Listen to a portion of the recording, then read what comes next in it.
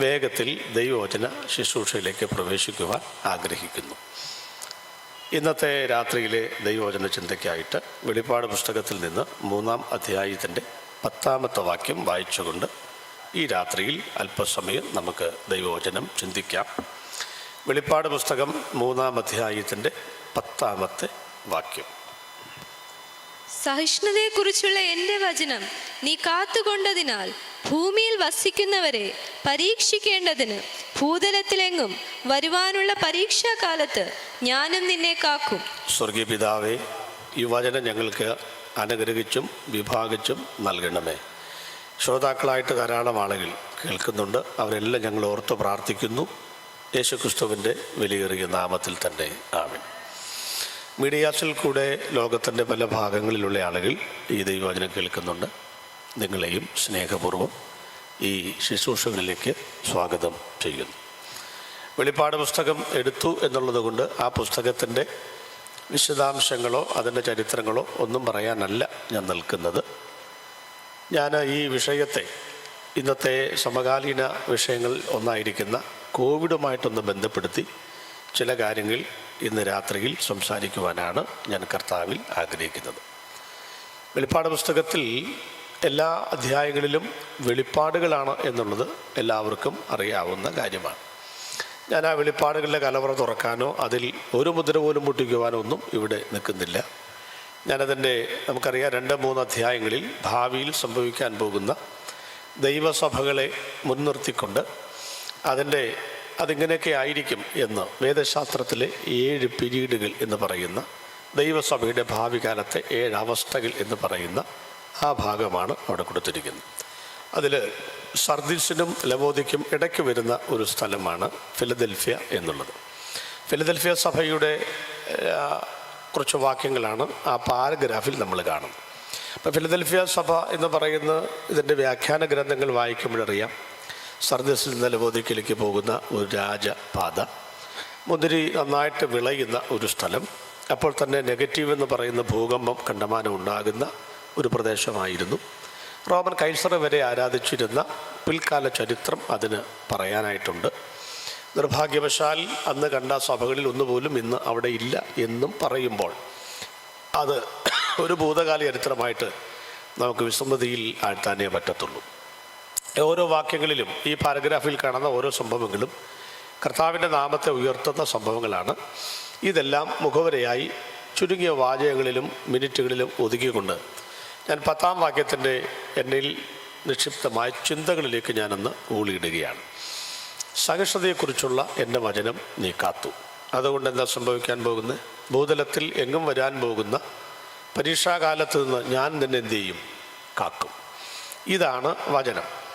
ഈ വചനം വാസ്തവത്തിൽ കോവിഡുമായിട്ടൊന്നും ബന്ധപ്പെട്ട വചനമാണെന്ന് എനിക്ക് തോന്നുന്നില്ല. ഞാൻ ഈ കോവിഡ് കാലഘട്ടങ്ങളിൽ 2-2.5 വർഷമായല്ലോ നമ്മൾ ദൈവത്തെ ആരാധിക്കുകയോ ദൈവത്തെ സ്തുതിക്കുകയോ ഒക്കെ ചെയ്തിട്ട് പള്ളികളൊക്കെ അടയ്ക്കപ്പെട്ട ഒരു അവസ്ഥയിലായിരുന്നല്ലോ. അപ്പോൾ ഈ സമയത്തൊക്കെ ചില മെസ്സേജുകളൊക്കെ ഉണ്ടാക്കി അതൊക്കെ ഇങ്ങനെ യൂട്യൂബ് വഴിയൊക്കെ പോയിട്ടുണ്ട്. അതിൽ ഒരു മെസ്സേജാണിത്. ഈ മെസ്സേജിൻ്റെ പേര് മുന്നറിയിപ്പുകൾ എന്നുള്ളതാണ്. മുന്നറിയിപ്പുകൾ എന്ന് പറയുമ്പോൾ എന്താണ് മുന്നറിയിപ്പ് എന്ന് പറയുന്നത്? ഞാൻ ഈ ട്രാക്റ്റ് സുവിശേഷത്തെ ലഘുലേ കൊടുക്കുന്നതിൽ വളരെ താല്പര്യമുള്ള ഒരാളും സുവിശേഷ പരസ്യയോഗങ്ങൾക്ക് വളരെ ഊന്നൽ കൊടുക്കുന്ന ഒരാളുമാണ്. കേരളത്തിലുള്ള 465 സിറ്റികളിൽ ലഘുലേ കൊടുക്കാൻ ദൈവം എനിക്ക് സഹായിച്ചിട്ടുണ്ട്. ഇന്ത്യയിലെ 27 സംസ്ഥാനങ്ങളിൽ പോയി ഞാനത് ചെയ്തിട്ടുണ്ട്. അങ്ങനെ നോർത്ത് ഇന്ത്യയിൽ ഒരിക്കൽ ലഘുലയം കൊടുത്തിട്ട് തിരിച്ചു വരുമ്പോഴാണ് പ്രിയപ്പെട്ട സുനിൽ പാസ്റ്ററും അതുപോലെയൊക്കെ ഒരു ദർശനമുള്ള ആളാണ്. അവർ വടക്കേ ഇന്ത്യയിൽ പോയി വരുന്നത് ഞങ്ങൾ ട്രെയിനിൽ വെച്ച് കണ്ട് പരിചയപ്പെട്ട ആളുകളാണ്. അപ്പോൾ ഈ മാസവും 20-ാം തീയതി പോകുന്നു, അടുത്ത മാസം 10-ാം തീയതി പോകുന്നതിന് എല്ലാ മാസങ്ങളും വടക്കേ ഇന്ത്യയിൽ പോയിട്ട് ഇങ്ങനെ ലഘുലേ കൊടുക്കണം. ഈ ലഘുലേ കൊടുക്കുമ്പോൾ പണ്ട് കാലത്ത് കയ്യിൽ തടഞ്ഞ ഒരു ലഘുലേഖയുണ്ട്. അത് അപകട സൂചനകളെ അവഗണിക്കരുത് എന്നാണ്. ഈ ഡ്രൈവിങ്ങിൻ്റെ ലൈസൻസിനൊക്കെ വേണ്ടി ചെല്ലുന്ന സമയത്തുള്ള ചിഹ്നങ്ങളൊക്കെ കൊടുത്തിട്ട് അപകട സൂചനകളെ അവഗണിക്കരുത്. എന്താ അവഗണിച്ചാൽ സംഭവിക്കുന്നത്? അപകടത്തിൽപ്പെടും, അല്ലാതെ വേറെ ഒന്നും സംഭവിക്കാനില്ല. ഇതുപോലത്തെ ഒരു മുന്നറിയിപ്പ്, ഒരു ചെയ്യുന്ന വാണിംഗ് ആണ് ഇവിടെ കാണുന്നത്. അപ്പം ഞാനിതിനെ ഭൂതലത്തിലെങ്ങും വരുവാൻ പോകുന്ന പരീക്ഷാകാലം എന്നൊക്കെ പറയുമ്പം അത് മഹാപീഡന കാലവുമായിട്ട് ബന്ധപ്പെട്ടിട്ടുള്ള കാര്യങ്ങളാണ് എന്ന് നമുക്ക് വ്യക്തമായിട്ട് പറയാൻ പറ്റും. ഞാനിവിടെ ഒരു സുവിശേഷ പരസ്യത്തിന് വന്നിട്ട് മഹാപീഡന കാലഘട്ടത്തെക്കുറിച്ചോ ഒന്നും സംസാരിക്കാനായിട്ടൊന്നും നിൽക്കുന്നില്ല. എനിക്ക് തോന്നുന്നു 4-5 കൊല്ലമായിട്ട് ഈ സഭ മഹാപീഡനത്തിൽ കൂടി പോകുമോ ഇല്ലയോ അതിൻ്റെ ഭയങ്കര സംവാദങ്ങൾ നടക്കുന്ന സമയമാണ്. എന്നെ ആളുകൾ സംവാദത്തിന് വിളിക്കാറുണ്ട്. കാരണം ഈ 2ാം വരവ് എന്നുള്ള വിഷയത്തിൻ്റെ നിരവധി പ്രഭാഷണങ്ങൾ ചെയ്യുന്നത് കൊണ്ട് ആളുകൾ എന്നോടും ചോദിക്കാറുണ്ട്, ഇതിൻ്റെ സംവാദത്തിലൊന്ന് വരാനായിട്ട് ആവശ്യപ്പെടാറുണ്ട്. ഞാൻ പോവാറില്ല. എൻ്റെ കാരണം എന്താ വെച്ചാൽ ഞാൻ വളരെ ചെറുപ്പത്തിൽ ആവേശം മൊത്തം 2 പ്രാവശ്യം ഇതുപോലെ മൈക്ക് സെറ്റൊക്കെ വെച്ച് കെട്ടി, റോഡിൻ്റെ അപ്പുറത്തും ഇപ്പുറത്തൊക്കെ മൈക്ക് സെറ്റ് വെച്ച് കെട്ടി 2 പ്രാവശ്യം സംവാദത്തിന് പോയതാണ്. 2 ആളുകളെ ഞാൻ സംവാദത്തിന് വിളിച്ചതാണ്. 2 പ്രാവശ്യവും അന്തസ്സായിട്ട് മാന്യമായിട്ട് തോൽപ്പിച്ചു. തെറ്റിദ്ധരിക്കരുത്, ഞാൻ അവരെയല്ല, അവരെന്നെയാണ് തോൽപ്പിച്ചത്. അപ്പോൾ അന്നത്തോടുകൂടി എനിക്ക് മനസ്സിലായി ഈ സംവാദങ്ങൾക്കുള്ള കഴിവും പ്രാപ്തിയും ശേഷിയും ശേമുഷിയൊന്നും എനിക്കില്ല എന്ന് മനസ്സിലായപ്പോൾ ഞാൻ ആ ഭാഗം വിട്ടു. എൻ്റെ സമകാലീന പ്രഭാഷകരായ അനുഗ്രഹിക്കപ്പെട്ട ഇന്ന് കാലത്ത് അറിയപ്പെടുന്ന ആളുകളൊക്കെ ആ കാര്യങ്ങൾ വളരെ ഭംഗിയായിട്ട് ചെയ്യുന്നുണ്ട്. അപ്പോൾ അതുകൊണ്ട് എൻ്റെ ആവശ്യം അവിടെ ഇല്ല, എനിക്കതിനുള്ള പ്രാപ്തിയും ഇല്ല. എന്നാലും ശ്രോതാക്കളോട് ഒരു നീതി പുലർത്തണമല്ലോ എന്നുള്ളത് കൊണ്ട് സഭാ മഹാപീഠത്തിൽ കൂടി പോകുമോ ഇല്ലയോ എന്ന് ചോദിച്ചാൽ ഒരു വാചകത്തിൽ മാത്രമേ പറയാൻ പറ്റത്തുള്ളൂ. ഞാൻ തന്നെ പറയുന്ന ഒരു തമാശ ഇതാണ്, ഈ സഭ മഹാപീഠത്തിൽ കൂടി പോകുമോ ഇല്ലയോ എന്ന് ചിന്തിക്കുന്നത് നല്ലതാണ്. ദൈവശാസ്ത്രജ്ഞന്മാരൊക്കെ അങ്ങനെ ചിന്തിക്കട്ടെ. പക്ഷേ കുറച്ചും കൂടെ നല്ലത് കർത്താവ് വന്നാൽ നമ്മൾ പോകുമോ ഇല്ലയോ അത് ചിന്തിക്കുന്നതാണ് കുറച്ചും കൂടെ നല്ലത് എന്ന് ഞാൻ ചിന്തിക്കാറുണ്ട്. എന്നാലും ദൈവശാസ്ത്രത്തിൻ്റെ ഒരു ഒളിച്ചോട്ടമാകാൻ പാടില്ല. അതുകൊണ്ട് ഒറ്റ വാക്കിൽ പറയട്ടെ, ഞാൻ വിശ്വസിക്കുന്നത് സഭ മഹാപീഠത്തിൽ കൂടി കടന്നു പോവുകയില്ല എന്നാണ് ഞാൻ വിശ്വസിക്കുന്നത്. ഇനി അങ്ങനെ പോകണം എന്ന് നിർബന്ധമുള്ളവരോട് എനിക്കൊരു പിണക്കവുമില്ല. നമ്മളെന്തിനാ വഴക്കൂടുന്നത്? വളരെ വർഷങ്ങൾക്ക് മുമ്പ് ഞാൻ ഒരു ബൈബിൾ കോളേജിൽ ഒരു പ്രബന്ധം അവതരിപ്പിച്ചു. അപ്പോൾ ആ പ്രബന്ധം ഇതായിരുന്നു, സഭ മഹാപീഠത്തിൽ കൂടി പോകുമോ ഇല്ലയോ എന്നുള്ളതായിരുന്നു. എന്ത് കഷ്ടപ്പെട്ടാണ് പ്രബന്ധം അവതരിപ്പിച്ചതെന്നറിയാമോ? അപ്പോൾ ഉച്ചയ്ക്ക് ഞാൻ ചോറിനാൻ നേരത്ത് ഒരു പാസ്റ്റർ എന്നോട് ഒത്തിരി ചോദ്യങ്ങൾ ചോദിച്ച് എന്നെ വല്ലാതെ വീർപ്പ് പൊട്ടിച്ചൊരു പാസ്റ്റർ പറഞ്ഞു, നന്നായിട്ട് കഴിച്ചോ, സ്കട്ട് മിസൈൽ പോലത്തെ ചോദ്യങ്ങളൊക്കെ ഉച്ച കഴിഞ്ഞ് വരുന്നുണ്ട് എന്ന് പറഞ്ഞു. അപ്പോൾ ഞാൻ ചോറിനാൻ പോലും പോയില്ല, ലൈബ്രറിയിലേക്ക് പോയിട്ട് കുറച്ചും കൂടെ ഒന്ന് വായിച്ച് പഠിച്ച് അതൊക്കെ അടച്ച് കുഴമ്പാക്കി വിഴുങ്ങി ചെന്നിരിക്കുകയാണ്. അങ്ങനെ ഉച്ച കഴിഞ്ഞ് ഒരു 3:30 ആയപ്പോഴേക്കും എല്ലാ ചോദ്യങ്ങൾക്കും ഒരുവിധമൊക്കെ അറിയാവുന്ന പോലെയൊക്കെ മറുപടി പറഞ്ഞു അവസാനിപ്പിച്ചു.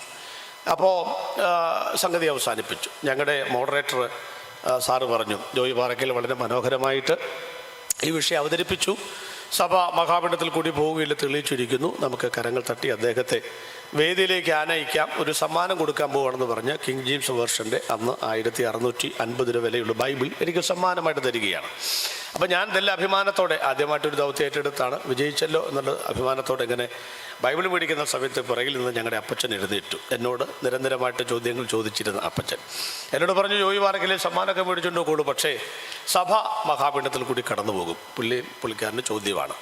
അപ്പോൾ തർക്കം വീണ്ടും മൂത്തു. 2-3 ചോദ്യങ്ങൾ ചോദിക്കാൻ ആവശ്യപ്പെട്ടു, ചോദിച്ചു, ഉത്തരം പറഞ്ഞു. പക്ഷേ മനസ്സിലൊരു കാര്യം ഉറച്ചു പോയാൽ പിന്നെ ആളുകൾ മാറ്റില്ല. പ്രത്യേകിച്ച് 40 വയസ്സ് കഴിഞ്ഞവരെ തിരുത്താൻ തന്നെ ബുദ്ധിമുട്ടാണെന്ന് ആളുകൾ പറയാറുണ്ട്.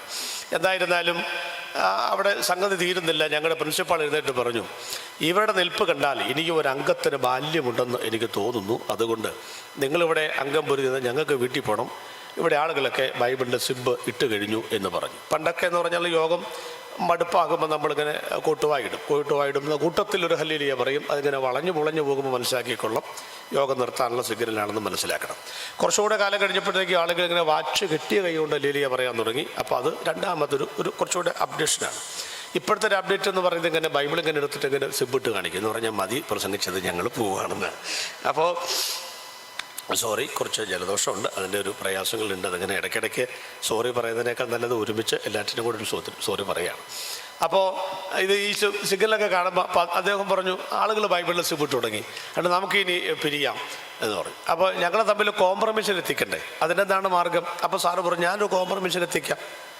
അപ്പോൾ ഞാൻ പറഞ്ഞു, ഓക്കെ, എന്നെ തിയോളജി പഠിപ്പിച്ച അധ്യാപകനാണ്. അപ്പോൾ പാസ്റ്റർ പറഞ്ഞു, ശരി, ഞാനും സമ്മതിച്ചു. അപ്പോൾ അദ്ദേഹം പറഞ്ഞു, ഒരു കാര്യം ചെയ്യൂ, ജോയി പാറയ്ക്കൽ മഹാപീഡന കാലഘട്ടത്തിന് മുൻപ് പോകട്ടെ. അപ്പോൾ വാദിച്ചും തർക്കിച്ചിരുന്ന പാസ്റ്റർ പറഞ്ഞു, താങ്കൾ മഹാപീഡന കാലം കഴിഞ്ഞ് വന്നാൽ മതി. അപ്പോൾ ഒരു പ്രൗഢഗംഭീരമായ മറുപടിക്ക് കാത്തിരുന്നവർക്ക് ഇങ്ങനെ ഒരു ഉഴപ്പൻ മറുപടി കേട്ടപ്പോൾ ഭയങ്കര കൂട്ടച്ചിരിയാണ് ഉയർന്നത്. അപ്പോൾ അദ്ദേഹം പറഞ്ഞു, അല്ല, അതങ്ങനെ ശരിയാവുന്നത് അല്ല, ഇപ്പം നിങ്ങൾക്കെന്താ പ്രശ്നം? നിങ്ങൾക്ക് എന്തൊട്ടാ പ്രശ്നം? നിങ്ങൾക്ക് മഹാപീഡന കാലം കഴിഞ്ഞ് പോകണമെന്നല്ലേ ഉള്ളൂ, നിങ്ങളത് കഴിഞ്ഞ് വന്നാൽ മതി, ഇങ്ങനെ പോട്ടെ. അപ്പം ഞാനിപ്പോൾ എന്താ പറയണമെന്ന് വെച്ചാൽ, ഞാൻ ഈ മറുപടിയാണ് പറയുന്നത്. എന്ന് വെച്ചാൽ ഇതിൻ്റെ എല്ലാ വശങ്ങളോട് തർക്കിക്കാനും വാദിക്കാനുള്ള പ്രാപ്തിക്കുറവ് എനിക്കുണ്ട്. ഞാൻ മനസ്സിലാക്കിയിരിക്കുന്നിടത്തോളം ഈ കോവിഡ് എന്ന് പറഞ്ഞ ഒരു സാധനം, ഒരു മഹാമാരി തന്നെ വന്നിട്ട് 2.5 കൊല്ലമായി കെട്ടിപ്പൂട്ടി വീട്ടിനകത്തിരിക്കുകയാണ്. ഇപ്പോൾ ആ സാധനം ഇല്ല എന്നൊക്കെ നമ്മൾ പൊതുവെ പറയുന്നുണ്ടെങ്കിൽ ഇപ്പോഴും മുഖം മൂടി വെച്ച് വരുന്ന ആളുകളുണ്ട്. അപ്പോൾ എന്തെല്ലാം പേടിയാന്ന് നോക്കിക്ക്. അപ്പോൾ ഈ ഒരെണ്ണത്തെ നേരിടാനുള്ള നമ്മൾ നെഞ്ചും നെറ്റിയും കൊടുത്ത് പടക്കടത്തിൽ ഇറങ്ങി നിൽക്കുന്ന പടയാളിയെ പോലും നമുക്ക് പറ്റുന്നില്ല. നമുക്കതിന് ബുദ്ധിമുട്ടാണ്, ആരും പറഞ്ഞിട്ട് കാര്യമില്ല. അങ്ങനെയുള്ള നമ്മളാണ് 3.5 വർഷത്തിനിടയിൽ 60 ബാധകൾ സ്വർഗത്തിൽ ദൈവം അയക്കുമ്പോൾ അതിനെയൊക്കെ ഞങ്ങൾ നേരിട്ടോളാം എന്ന് പറയുന്ന ആ ഈസി വാക്കുകൾ എന്നെ പലപ്പോഴും അത്ഭുതപ്പെടുത്താറുണ്ട്. ഏതായാലും ഞാൻ നിങ്ങൾക്ക് സല്യൂട്ട് നൽകുന്നു. ഒപ്പം പറയട്ടെ, മഹാവിൻ്റെ കാലഘട്ടത്തിന് മുൻപ് പോകാനാണ് എനിക്ക് ആഗ്രഹം. പോകണമെന്ന് ഞാൻ ആഗ്രഹിക്കുന്നു, പ്രാർത്ഥിക്കുന്നു. അത് കഴിഞ്ഞിട്ട് വരുന്നവർ അത് കഴിഞ്ഞ് വന്നാൽ മതി, വിധിയുണ്ടെങ്കിൽ അവിടെ വെച്ച് കാണാം എന്ന് പറഞ്ഞ് ഞാൻ ഈ ഭാഗം ഇവിടെ അവസാനിപ്പിക്കുന്നു. ഞാൻ ഇന്ന് രാത്രി നൽകുന്നത് 5 വിധ മുന്നറിയിപ്പുകൾ എന്നുള്ളതാണ്.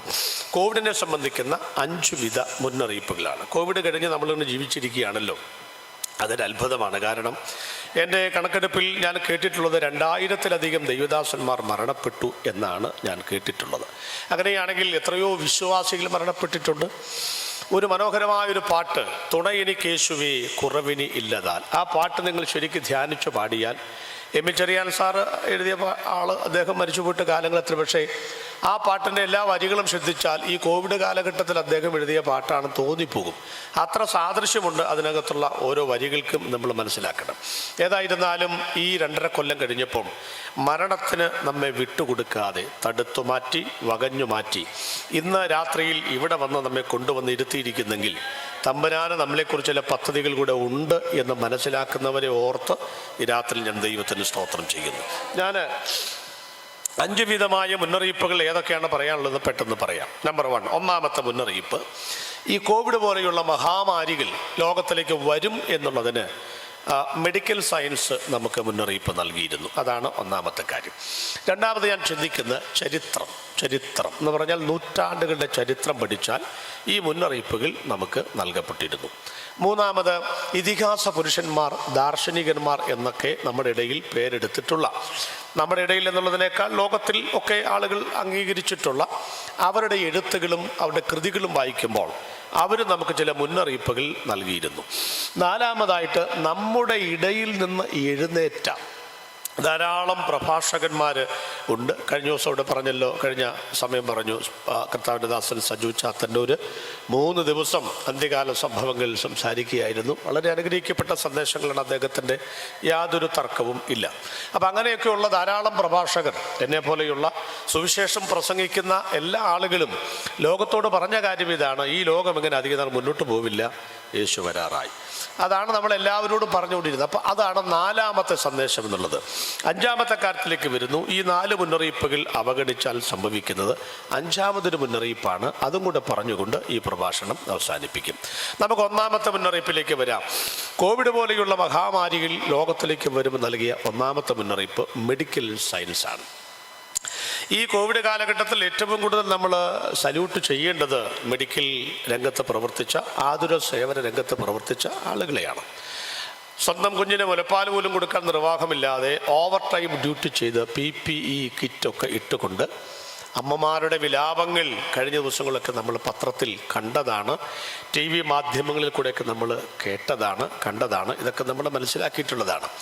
അതുപോലെ തന്നെ ഇവിടുത്തെ അങ്കണവാടി ടീച്ചർമാർ മുതൽ പഞ്ചായത്ത് പ്രസിഡന്റ് വരെ MLA-മാരും MP-മാരും വിശേഷാൽ പോലീസ് ഉദ്യോഗസ്ഥരും അടങ്ങുന്ന സാമൂഹിക പ്രവർത്തകരൊക്കെ അടങ്ങുന്ന വലിയൊരു നിര തന്നെ കോവിഡിന് അതിൻ്റെ പ്രതിരോധങ്ങൾക്ക് വേണ്ടിയിട്ടൊക്കെ രംഗത്തിറങ്ങിയിട്ടുണ്ടായിരുന്നു. അവരെല്ലാവരെയും ഓർത്ത് ഞാൻ ദൈവത്തിന് സ്തോത്രം ചെയ്യുന്നു. അപ്പോൾ തന്നെ ഒരു കാര്യം നമ്മൾ ഓർക്കണം, ഇതൊക്കെ നമുക്ക് കാര്യങ്ങളൊക്കെ ശരിയാണെങ്കിലും അവർ പറഞ്ഞ മുന്നറിയിപ്പുകളും കാര്യങ്ങളൊക്കെ നമ്മൾ അംഗീകരിക്കണമെങ്കിൽ പോലും സർക്കാർ പറഞ്ഞ കുറച്ച് കാര്യങ്ങളുണ്ട്. നിങ്ങൾ മാസ്ക് ഇടുക, സാമൂഹിക അകലം പാലിക്കുക, അതുപോലെ നിങ്ങൾ സാനിറ്റൈസർ പുരട്ടുക, പിന്നെ സാമൂഹിക അടുക്കള, അങ്ങനെ ഒത്തിരി കാര്യങ്ങളുണ്ട്. PPE കിറ്റുന്ന നമുക്ക് ഹോസ്പിറ്റലിലേക്ക് ചെല്ലുമ്പോഴൊക്കെയാണ്. അപ്പോൾ അതൊക്കെ നമ്മൾ പാലിക്കണമെങ്കിൽ പോലും ഒരു കാര്യം നമ്മൾ ഓർക്കണം, വിശേഷിച്ച് ദൈവമക്കളുടെ കാര്യം ഓർക്കണം. ഇതൊക്കെ പാലിച്ചത് കൊണ്ടാണ് നമ്മൾ ജീവിച്ചിരിക്കുന്നത് എന്നാരും വിചാരിക്കരുത്. കാരണം ഇതൊക്കെ പാലിച്ച, ഞാൻ ആദ്യം പറഞ്ഞ ഹോസ്പിറ്റലിൽ PPE കിറ്റൊക്കെ 24 മണിക്കൂറും ഇട്ട് അതിനകത്ത് പുഴുങ്ങി വെന്തിരുന്ന ധാരാളം ആളുകൾ, നമ്മുടെ ഡോക്ടർമാർ, സഹോദരന്മാർ, നമ്മുടെ നേഴ്സുമാരായ ഒത്തിരി പിള്ളേർ മരണപ്പെട്ടു പോയിട്ടുണ്ട്. അപ്പോൾ ഇതൊന്നുമല്ല നമ്മെ ജീവനോടെ ഇരുത്തിയിരിക്കുന്ന. പകരം ഒറ്റ വാക്കിൽ പറഞ്ഞാൽ അത്യുന്നതൻ്റെ മറവ്, സർവശക്തനായ ദൈവത്തിൻ്റെ നിഴൽ. അനർത്ഥ ദിവസങ്ങളിൽ കൂടാരത്തിൽ നമ്മെ മറയ്ക്കുന്ന, നമ്മെ തൻ്റെ ചിറകടിയിൽ മറയ്ക്കുന്ന ആ ദൈവത്തിൻ്റെ മറവും നിഴലുമാണ് നമ്മെ ഇതുവരെ കൊണ്ടുവന്ന് നിർത്തിയിരിക്കുന്നത് എന്നോർത്ത് ഞാൻ ദൈവത്തിന് സ്തോത്രം ചെയ്യുന്നു. മുന്നോട്ട് പോകാം. പണ്ട് കാലങ്ങളിലൊക്കെ നമുക്ക് ഈ മെഡിക്കൽ സയൻസിൻ്റെ മുന്നറിയിപ്പ് എന്ന് പറയുന്നത്, എല്ലാ കാര്യങ്ങൾക്കും സർക്കാരും മെഡിക്കൽ സയൻസ് നമുക്ക് മുന്നറിയിപ്പുകൾ നൽകാറുണ്ട്. പണ്ട് കാലത്തെ ഒരു പനി എന്ന് പറയുന്ന ഒരു അസുഖമേ അല്ല. പണ്ട് കാലത്തെ പനി എന്ന് പറയുന്ന അസുഖമേ അല്ല. എൻ്റെയൊക്കെ ചെറുപ്പകാലത്ത് പനി എന്ന് പറഞ്ഞാൽ അങ്ങനെ വലിയ അസുഖമൊന്നുമല്ല. പാറക്കുഴിയിലൊക്കെ ഉണ്ടായിട്ട് മുങ്ങാങ്കുഴിയൊക്കെ കുളിച്ച് കയറി വരുമ്പോഴേക്കും പനി എതിലെ പോയെന്ന് ആർക്കും അറിയത്തില്ല. അങ്ങനത്തെ ഒരു സാഹചര്യം ഒക്കെ പണ്ട് കാലങ്ങളിൽ പനിയെ സംബന്ധിച്ചുണ്ടായിരുന്നു. ഇന്ന് അങ്ങനെയല്ല. ഏത് രോഗങ്ങൾ വന്ന് പല രീതിയിൽ കൂടെ മാറിപ്പോയിട്ടും പനി എന്ന് പറയുന്ന അസുഖത്തിൻ്റെ ഒരു ഭീകര താണ്ഡവം നമുക്ക് കാണാനായിട്ട് പറ്റുന്നുണ്ട്. നമ്മൾ പണ്ട് ഇവിടെ ഉണ്ടായിരുന്ന ഒരു പ്രധാനപ്പെട്ട രോഗം എന്ന് പറയുന്നത് മലേറിയ, ഒരു രോഗത്തിൻ്റെ ഒരവസ്ഥയായിരുന്നു മലേറിയ എന്ന് പറഞ്ഞു. അതുപോലെ തന്നെ പിന്നെ ഉള്ള എന്താണ്, പോളിയോ എന്ന് പറയുന്ന അസുഖം മറ്റൊന്നായിരുന്നു. അപ്പോൾ മലേറിയ, പോളിയോ ഒക്കെ കേരളം ഭരിച്ച മുഖ്യമന്ത്രിമാരിൽ സരസനും ഒക്കെ ആയിട്ട് ഒരാൾ പറഞ്ഞു, മലേറിയ ഞങ്ങളുടെ നാട്ടിലില്ല, ഞങ്ങളിത് മലേഷ്യയിലേക്ക് കയറ്റി അയച്ചു. തമാശ രൂപത്തിൽ മലയാള മനോരമയുടെ വാചകമേളയിൽ വന്നതാണ്. അങ്ങനെ കാര്യമായിട്ടൊന്നും പ്രതികരിക്കാത്ത, തമാശകൾ അങ്ങനെ പറയാത്ത ഒരു പ്രതിപക്ഷ നേതാവ് അന്നുണ്ടായിരുന്നു. അദ്ദേഹം മുഖ്യമന്ത്രിയെ പറഞ്ഞു, ഞങ്ങളുടെ കാലഘട്ടത്തിൽ പോളിയോ ഇല്ലാതെ ഞങ്ങൾ പോളണ്ടിലേക്കും വിട്ടുമെന്ന് പറഞ്ഞു. ഈ തമാശ രൂപത്തിൽ ഇങ്ങനെ വാചകമേള കൊടുക്കാമെന്നുള്ളതല്ലാതെ മലപ്പുറത്തെ താലൂക്ക് ആശുപത്രിയിലും കോഴിക്കോട് മെഡിക്കൽ കോളേജിലും ഈ രോഗികളെ കണ്ടുമുട്ടിയപ്പോൾ, അഡ്മിറ്റ് ചെയ്യപ്പെട്ടപ്പോൾ രണ്ടുപേരും ഒരക്ഷരം മിണ്ടിയിട്ടില്ല. രോഗങ്ങൾ ഇങ്ങനെ കാർന്ന് നിന്നിങ്ങനെ മനുഷ്യജാതി ആകപ്പാടെ ഒരു വല്ലാത്ത അവസ്ഥയിലാക്കിക്കൊണ്ടിരിക്കുകയാണ്. രോഗങ്ങളുടെ പേര് തന്നെ നമുക്ക് പറയാനായിട്ട് വലിയ ബുദ്ധിമുട്ടാണ്. ജോക്കോബ്സ് ഡിസീസ് എന്ന് പറയുമ്പം മലയാളത്തിൽ ട്രാൻസ്ലേറ്റ് ചെയ്തിരിക്കുന്ന ഭ്രാന്തിപ്പശു രോഗമെന്നാണ്, വെകിളിമാട് രോഗമെന്നാണ്. എന്ന് പറഞ്ഞാൽ ഓക്കെ എന്ന് പറഞ്ഞ് നമ്മൾ പശുവിനൊക്കെ കൊടുത്ത പല ഓക്കെകളും ഓക്കെ ആയിരുന്നില്ല, അതിനകത്തൊക്കെ രാസവളം ഉണ്ടായിരുന്നു എന്നാണ് കണ്ടെത്തിയിട്ടുള്ളത്. അതുകൊണ്ടാണ് ഈ ആന്ത്രാക്സ് പോലെയുള്ള പൊടി ഒക്കെ രോഗങ്ങളൊക്കെ ലോകത്തിലേക്ക് വന്നിട്ടുള്ളത്. അക്വയേഡ് ഇമ്മ്യൂൺ ഡെഫിഷ്യൻസി സിൻഡ്രോം എന്നൊരു പേര് കേൾക്കുമ്പം നമ്മൾ ഏതോ 5 സ്റ്റാർ ഹോട്ടലിൽ കയറിയിട്ട് ഭക്ഷണത്തെ ഓർഡർ ചെയ്ത പോലെ ഇരിക്കുന്നു. പക്ഷേ സംഗതി എന്നാണെന്നറിയാമോ? എയ്ഡ്സ് എന്ന് പറഞ്ഞ സാധനമാണ്. ഈ രോഗം ബാധിച്ചൊരു കുഞ്ഞിനെ കൊല്ലം ജില്ലയിൽ സ്കൂളിൽ പഠിപ്പിക്കാൻ വിസമ്മതിച്ച അധ്യാപകർക്കെതിരെ അടിയന്തര നടപടി സ്വീകരിക്കുവാൻ സഖാവ് VS അച്യുതാനന്ദൻ്റെ നേതൃത്വത്തിൽ നിയമസഭയിൽ സമ്മേളനം നടത്തിയതും അദ്ദേഹം അതിൽ ഇടപെട്ടതുമൊക്കെ കഴിഞ്ഞ കാലങ്ങളിൽ പ്രസിദ്ധിയാർജിച്ച വാർത്തകൾ ആയിരുന്നു. ഈ ബാധിതരായ ആളുകളെ എണ്ണം നമ്മൾ നോക്കുമ്പം നമ്മുടെ ഇടയിൽ എന്തോ സംഭവിച്ചത്. ക്യാൻസർ നമുക്കറിയാവുന്ന കാര്യങ്ങളാണല്ലോ. പണ്ടൊക്കെ ആകപ്പാടെ ഞങ്ങളൊക്കെ വരുന്നത് എവിടേക്കാണ്? ട്രിവാൻഡ്രം RCC ക്യാൻസർ സെൻ്ററിലേക്ക് വരുന്നത്. ഇന്ന് അങ്ങനെയല്ല. ഇന്ന് കേരളത്തിൻ്റെ 14 ജില്ലകളിലും ക്യാൻസർ ആശുപത്രികൾ സൃഷ്ടിക്കാനുള്ള സർക്കാരിൻ്റെ ശ്രമമാണ്. പറഞ്ഞിട്ട് കാര്യമില്ല. ഇപ്പം തന്നെ ആലപ്പുഴയുണ്ട്, തൃശ്ശൂർ അമലയുണ്ട്, പരിയാരത്തുണ്ട്, എല്ലായിടത്തും ഉണ്ട്. അപ്പോൾ 14 ജില്ലകളിലും 14 ആശുപത്രികൾ വരാനുള്ള ശ്രമമാണ്. എന്താ പ്രശ്നം എന്ന് വെച്ചാൽ, നമ്മളിങ്ങനെ പുത്തൻ വിനിമയ വിദ്യയുടെ ഉത്തംഗ ശൃംഗത്തിൽ വിരാജിക്കുന്ന ആധുനിക കാലഘട്ടത്തിൻ്റെ മനുഷ്യൻ കൈവിരൽ തുമ്പുകൾ കൊണ്ട് കാൽക്കുലേറ്ററിൽ കുത്തിക്കൂട്ടി കണക്കുകൾ കൂട്ടുന്ന അതേ കൈവിരൽ തുമ്പുകൾ കൊണ്ട് ആധുനിക യന്ത്ര മനുഷ്യൻ്റെ കമ്പ്യൂട്ടറിനകത്ത് കവിതകൾ വിരിയിക്കുന്ന, ആകാശത്തിലേക്ക് നോക്കിക്കൊണ്ട് എല്ലാം ഞങ്ങളുടെ കൈവിരൽ തുമ്പിലാണ് എന്ന് പറഞ്ഞ് ആക്രോശിക്കുമ്പോൾ, ദിഗന്ധങ്ങൾ ഭേദിക്കുമാറ് ആളുകൾ ഇങ്ങനെ ഓരോന്ന് പറഞ്ഞുകൊണ്ടിരിക്കുമ്പോൾ, അവൻ ചവിട്ടി നിൽക്കുന്ന ഭൂമിയിൽ നിന്ന് കാലിനടിയിൽ കൂടി അരിച്ചു കീറുന്ന മാരക രോഗങ്ങൾക്ക് ഒരു മരുന്നുമില്ലാതെ സ്തംഭിച്ചു നിൽക്കുന്ന ഒരു കാഴ്ച നമ്മൾ ഈ ലോകത്തിൽ കണ്ടുകൊണ്ടിരിക്കുകയാണ്. ക്യാൻസറിനെ കുറിച്ച് പറയുമ്പം 48 സെക്കൻഡിൽ ചൈനയിൽ ഒരു രോഗി മരിച്ചുകൊണ്ടിരിക്കുകയാണ്. 750 പേരിൽ ഒരാൾ ഇന്ത്യയിൽ ക്യാൻസർ രോഗിയാണ്. 1000-ൽ ഒരാൾ കേരളത്തിൽ ക്യാൻസർ രോഗിയാണ്. അപ്പോൾ അതൊക്കെ ഉണ്ടാകാനുള്ള കാരണങ്ങൾ നമുക്കറിയാം. ദുർവ്രണം എന്ന് വെളിപ്പാട് പുസ്തകം 16:2 പറഞ്ഞിരിക്കുന്ന ഒറിജിനൽ സാധനമാണ്. എന്താണ് ദുർവ്രണം? അവിടെ പറയുന്ന ക്യാൻസർ ഇന്ന് തന്നെ അവിടെ ട്രാൻസ്ലേഷൻ കൊടുത്തിട്ടുണ്ട്. ക്യാൻസറിനെ ഉണ്ടാകുന്നതിനെ കുറിച്ച് പറയാനായിട്ട് ഞാൻ സമയമെടുക്കും, അതുകൊണ്ട് ഞാൻ അങ്ങോട്ട് പോകുന്നില്ല. സൂര്യൻ്റെ അൾട്രാ വയലറ്റ് റേഡിയേഷൻ്റെ തരംഗങ്ങളും മറ്റുമൊക്കെ പറയാൻ വേണ്ടിയിട്ട് ഞാൻ സമയമെടുക്കുന്നില്ല. ഒരു കാര്യം നമ്മൾ മനസ്സിലാക്കുക, ഈ മാരകമായ രോഗങ്ങളൊക്കെ വരുന്നതിൻ്റെ ഒരു പ്രധാനപ്പെട്ട കാരണം മെഡിക്കൽ സയൻസ് നൽകിയ മുന്നറിയിപ്പുകളും ധാർമ്മികമായ അധപ്പതനങ്ങളുമാണ്. മൂല്യച്യുതി ഇല്ലാത്ത ജീവിത ശൈലികളാണ്. ഒറ്റ ഉദാഹരണം പറയാം. കേരളത്തിൽ നമുക്ക് കുടുംബ കോടതി അടിയന്തരമായി AK ആന്റണിയുടെ സർക്കാരിൻ്റെ കാലഘട്ടത്തിൽ കുടുംബ കോടതി അടിയന്തരമായി സ്ഥാപിക്കണമെന്ന് പറഞ്ഞത് പത്തനംതിട്ട ജില്ലയിലാണ്. എന്താണ് ഈ ഓരോ ജില്ലയുടെയും പ്രത്യേകത? തിരുവനന്തപുരം എംപ്ലോയീസിൻ്റെ നാടാണ്, കൊല്ലം കശുവണ്ടി ഫാക്ടറിയുടെ നാടാണ്. കേരളത്തിൽ എവിടെ ചെന്നാലും തിരുവനന്തപുരത്തുകാർ ഒരു സർക്കാർ ഓഫീസിൽ കാണും. അതാണ് തിരുവനന്തപുരം എംപ്ലോയീസിൻ്റെ നാടാണെന്ന് പറയാൻ കാരണം. കൊല്ലം കശുവണ്ടി ഫാക്ടറി നാട്, കോട്ടയം അക്ഷരത്തിൻ്റെ തിരുമുറ്റമാണെങ്കിൽ ആലപ്പുഴ വിപ്ലവത്തിൻ്റെ വിത്ത് വീണ മണ്ണാണ്. ഞങ്ങളൊക്കെ എറണാകുളം ജില്ലക്കാരാണ്. കവന്ന് വീണാൽ കാപ്പണം എന്ന് പറഞ്ഞാൽ 25 പൈസ ലാഭം ഇല്ലെങ്കിൽ വഴിയരികിൽ നോക്കി പോലും ഞങ്ങൾ നിൽക്കൂല. ചോദിക്കും എന്നാ വിശേഷം? നല്ല വിശേഷം, സ്റ്റാൻഡ് വിട്ടു. ജീസസ് സ്റ്റാൻഡ് വിട്ട് പോകണം എന്ന് ചങ്ങനാശ്ശേരി ബസ് സ്റ്റാൻഡിൽ പറയുന്ന പോലെ അപ്പം തന്നെ ഞങ്ങൾ സ്റ്റാൻഡ് വിട്ട് പോവുകയാണ്. തൃശ്ശൂർ എന്ന് പറയുന്നത് സാംസ്കാരിക തിലകക്കുറിയാണ് എന്ന് പറഞ്ഞാൽ അവിടെയാണ് കുഞ്ഞിട്ടിക്കുടി, അവിടെയാണ് ജോയി ആലിക്കാസ്, അവിടെയാണ് ചാക്കോളാസ് എന്നൊക്കെ പറയുമ്പോൾ 8 അടി പൊങ്ങുന്നവരാണ്. അവർ ഇങ്ങനെ തറവാട്ട് മഹിമയൊക്കെ പറഞ്ഞു നിൽക്കുന്ന, പ്രത്യേകിച്ച് കുന്നങ്ങളുംകാരൊക്കെ അതിൽപ്പെട്ട ആളുകളാണെന്ന് പറയുന്നത്. കേരളത്തിൻ്റെ സാംസ്കാരിക തലസ്ഥാനം എന്ന് പറയാം തൃശ്ശൂർ. പാലക്കാടും കുട്ടനാടും ഒക്കെ കേരളത്തിൻ്റെ നെല്ലറയാണ്. മലപ്പുറം ഫുട്ബോളിന് കീർത്തി കിട്ടു, കോഴിക്കോട് ബേക്കറികളുടെ നാട്, കണ്ണൂർ സ്പോർട്സ്, കാസർഗോഡ് ഗൾഫ്. ഇടുക്കിയും വയനാടും പുൽക്കൊടി തുമ്പിൽ നിന്ന് ഉതിർന്നു വീഴുന്ന മഞ്ഞുകണങ്ങൾ കുട്ടിമുട്ടിപ്പുഴയായി കൈവഴിയായി വന്ന് നമുക്കെന്താ പറയുക, സുഗന്ധ വ്യഞ്ജനങ്ങളുടെ നിറക്കൂട്ട് എന്ന് വേണമെങ്കിൽ പറയാം. ഞാൻ വിട്ടുപോയതാണ്, നിങ്ങൾ വിടാതെ പിടിച്ചിരിക്കുന്നത് എനിക്കറിയാം, പത്തനംതിട്ട. എന്താണ് അങ്ങനെ വിടാൻ കാരണം എന്നറിയാമോ? അവിടെയാണ് ശബരിമല, അവിടെയാണ് ചെറുകോൽപ്പുഴ കൺവെൻഷൻ, അവിടെയാണ് കേരളത്തിൻ്റെ ഏഷ്യയുടെ ഏറ്റവും വലിയ ക്രൈസ്തവ സംഗമ വേദിയായ ഏതാണ് മാരാമൺ കൺവെൻഷൻ. അപ്പോൾ പത്തനംതിട്ട ജില്ലയ്ക്ക് ആൾ കൊടുത്തിരിക്കുന്ന പേരെന്നറിയാമോ? ആത്മീകത്തിൻ്റെ അടിത്തറ എന്നാണ് കൊടുത്തിരിക്കുന്നത്. എന്തോ നല്ല പേരാ നോക്കിക്ക്. തിരുവല്ല മുതൽ കോഴഞ്ചേരി വരെ ബസ്സിനകത്ത് യാത്ര ചെയ്ത് 2 വർഷം നോക്കിക്കാണുന്ന എല്ലാ ബഹുതല മന്ദിരങ്ങളും ഏതെങ്കിലുമൊക്കെ ക്രിസ്തീയ പ്രസ്ഥാനങ്ങളുടെ ഹെഡ് ഓഫീസുകളാണ്. പക്ഷെ ഓർക്കണം, അവിടെയാണ് കുടുംബ കോടതി അടിയന്തരമായി AK ആന്റണിയുടെ കാലഘട്ടത്തിൽ അവിടെ ഉണ്ടാക്കിയത്. എയ്ഡ്സ് രോഗികൾ ഏറ്റവും കൂടുതൽ എവിടെയാണെന്നറിയാമോ? ഒരു കാലഘട്ടം വരെ കണക്ക് പറയുന്നത് തൃശ്ശൂർ ജില്ലയാണ്. അപ്പോൾ നമുക്ക് അറിവിൻ്റെ കുറവാണോ? കേരളത്തിൽ വിദ്യാഭ്യാസമില്ല കുറവുണ്ടോ? സാക്ഷര സമ്പന്നമല്ലേ നമ്മുടെ കേരളം? അക്ഷരത്തിൻ്റെ തിരുമുറ്റം എന്ന് അതുകൊണ്ടല്ലേ കോട്ടയത്തേക്ക് പറയാൻ കാരണം അല്ലേ? അപ്പൊ നമുക്ക് അക്ഷരത്തിൻ്റെ നമുക്കെന്തെങ്കിലും കുറവുണ്ടോ? എന്ത് കുറവ്? അരുത് എന്ന് സർക്കാർ പറഞ്ഞാൽ, മെഡിക്കൽ സയൻസ് പറഞ്ഞാൽ നമ്മളത് ചെയ്യും. അതാണ് കാരണം. ഇങ്ങനെ സർക്കാർ പിന്നെ വെള്ളം ഇരിക്കുന്ന നിങ്ങൾ കമറ്റി കള്ളം ചിരട്ടയിലെ വെള്ളം ഇതൊക്കെ പറഞ്ഞു നടക്കും. നമ്മൾ ആരും ഇത് ചെയ്യില്ല. ഇപ്പം സർക്കാരിൻ്റെ മുന്നറിയിപ്പിൽ നമ്മൾ അവഗണിച്ചിട്ട് നമ്മൾ സർക്കാരിൻ്റെ കുറ്റം. നമ്മുടെ ഒരു പ്രശ്നം ഞാൻ എപ്പോഴും തമാശകമായി, ഏതും തോട്ടത്തിൻ്റെ ദൈവം ആദാമിനോട് മോനെ നടുവിൽ നിൽക്കുന്ന വൃക്ഷഫലം തിന്നരുത്. അതൊരു വലിയ ഒരു തിയോളജിയാണ്. ഈ മനുഷ്യൻ്റെ ഒരു സ്വഭാവമുണ്ട്, അവനോട് അരുത് എന്ന് പറഞ്ഞാൽ അവൻ അപ്പം അത് ചെയ്യും. ആ ഒരു ടെൻഡൻസി പ്രത്യേകിച്ച് മലയാളികളെ സംബന്ധിച്ച് ആദാമിൻ്റെ ഫസ്റ്റ് കസിനാണെന്ന് വേണമെങ്കിൽ പറയാം. കാരണം ആ സ്വഭാവം അതേപോലെ പകർത്തിയെടുത്ത ആളുകളാണ്. എന്താണെന്നറിയാമോ? ആദാം തിന്നരുത്.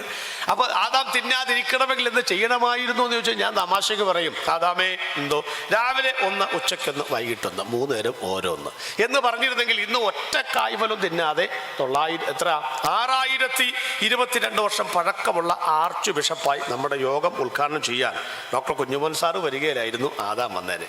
മരിച്ചത് നന്നായി, നമുക്കൊക്കെ പ്രസിഡന്റ് ആകാനും ഒക്കെ ഒരവസ്ഥ അതുകൊണ്ട് ഉണ്ടായില്ലോ. അല്ലെങ്കിൽ അങ്ങനെ തന്നെയായിരിക്കും എല്ലാത്തിൻ്റെയും പ്രസിഡന്റ്. അപ്പോൾ തിന്നരുത് പറഞ്ഞു, അപ്പം പുള്ളി തിന്നാൻ തുടങ്ങി. മലയാളികൾ ഒട്ടും മോശമാണ്, നിങ്ങൾ കണ്ടിട്ടില്ലേ? ചവിട്ടുപടിയിൽ നിൽക്കരുത്, ഏത്തക്കൊല തൂങ്ങിക്കിടക്കുന്ന പോലെയാണ് ആളുകൾ പോകുന്നത്. അവർക്കതില്ല, അതൊരു സുഖമില്ലെന്നുള്ളതാണ് ശരി. നിങ്ങൾ കണ്ടിട്ടില്ലേ? ഇത് പൊതുവഴിയല്ല, നടക്കരുത് എന്നൊരു ബോർഡുണ്ടെങ്കിൽ നമ്മുടെ മനസ്സ് പറയും അവിടെ എന്തോ നടക്കുന്നുണ്ടല്ലോ, പമ്മി പോകും. പട്ടി ഓടിക്കും, മുണ്ടും മടക്കി കുത്തി ഒന്നിനേക്കാൾ വേഗത്തിൽ തിരിച്ചു പോകുന്നത് കാണാം. ഏറ്റവും രസകരമായ കാര്യം അറിയാമോ? ഇവിടെ മൂത്രം ഒഴിക്കരുത്. അത് വായിച്ചോണ്ട് പണ്ട് കാലത്തൊക്കെ നമ്മൾ ഈ രചന ഇമ്പോസിഷൻ എന്നൊക്കെ പറഞ്ഞ സാധനമുണ്ട്. ഇപ്പം അതൊന്നും ഇല്ലാത്തതുകൊണ്ട് കടാങ്കട തീർന്നോട്ടെ കരുതി ഇങ്ങനെ ഒഴിച്ചു തീരുന്നവരെ 28 പ്രാവശ്യം വായിക്കുന്ന മഹാന്മാരെ ഞാൻ ഇഷ്ടംപോലെ കാണാറുണ്ട്.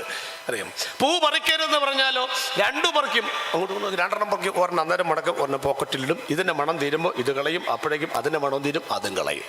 കണ്ടോ? ഇവിടെ തുപ്പരുതെന്ന് പറഞ്ഞാൽ കാർക്കിച്ച് തുപ്പി കളം വരച്ച് ഓണത്തിൻ്റെ പൂക്കളം ഇട്ടിട്ടേ നമ്മൾ അവിടെ നിന്ന് പോകുള്ളൂ. ഇപ്പം ഇത്രയൊക്കെ പറഞ്ഞപ്പോൾ നിങ്ങൾ ചിരിക്കുകയാണ്. കാരണം നാട്ടുകാരുടെ കുറ്റബോധം ഓർത്തിട്ടാണ്. നമ്മുടെ ആളുകൾ മോശമാണോ? ആണോ? ഞാൻ 17ാമത്തെ വയസ്സ് മുതൽ സുവിശേഷ പ്രസംഗം നടത്തി വരുന്നയാളാണ്. അന്ന് പോലെ ചെറുതായിട്ടൊക്കെ പ്രസംഗിക്കും. ഇപ്പോൾ അത്യാവശ്യം അവിടെയൊക്കെ പോകാത്തേ ഉള്ളൂ. ഞാൻ അന്ന് പോലെ കേൾക്കുന്ന ഒരു കാര്യം എന്നറിയാമോ? എല്ലാവരും മുന്നോട്ട് കയറിയിരിക്കണം. നമ്മുടെ ഭാഷ എന്നാ കാര്യം? മുമ്പിലത്തെ കസേര ഒഴിവാണ്. ശ്രദ്ധിച്ചോ നിങ്ങൾ? മുമ്പിലത്തെ കസേര ഒഴിവാണ്. പുറകിൽ ഒറ്റ കസേര കാര്യമില്ല. വേണേ ഇവിടെ നോക്കിക്കൂ. നിങ്ങൾ നോക്കിക്കോ. അപ്പം നമുക്ക് എന്നാണ് കാര്യം, നമ്മൾ ഈ പുറകോട്ട് നീങ്ങാനുള്ള കാരണം എന്താണ്? ഉപദേശവാരം മുന്നോട്ട് വിളിക്കുന്നതുകൊണ്ടാണ്. ഈ എതിര് ചെയ്യാനുള്ളൊരു മനോഭാവം നമുക്കുണ്ട്. അതായത് മുന്നോട്ട് കയറിയിരിക്കുന്ന പറഞ്ഞാൽ എന്നാൽ ഞങ്ങൾ പുറകോട്ട് ഇരുന്നിട്ടേ ഉള്ള പാസ് എന്നാ ചെയ്യണം ഞങ്ങൾക്ക് അറിയണമല്ലോ എന്നാണ്. അതുകൊണ്ട് സുനിൽ പാസ് ഈ ആൾ മുന്നോട്ട് കയറിക്കുക ഒരൊറ്റ മാർഗ്ഗമുള്ളൂ, സംഗതി പ്ലേറ്റ് തിരിച്ചിടുക.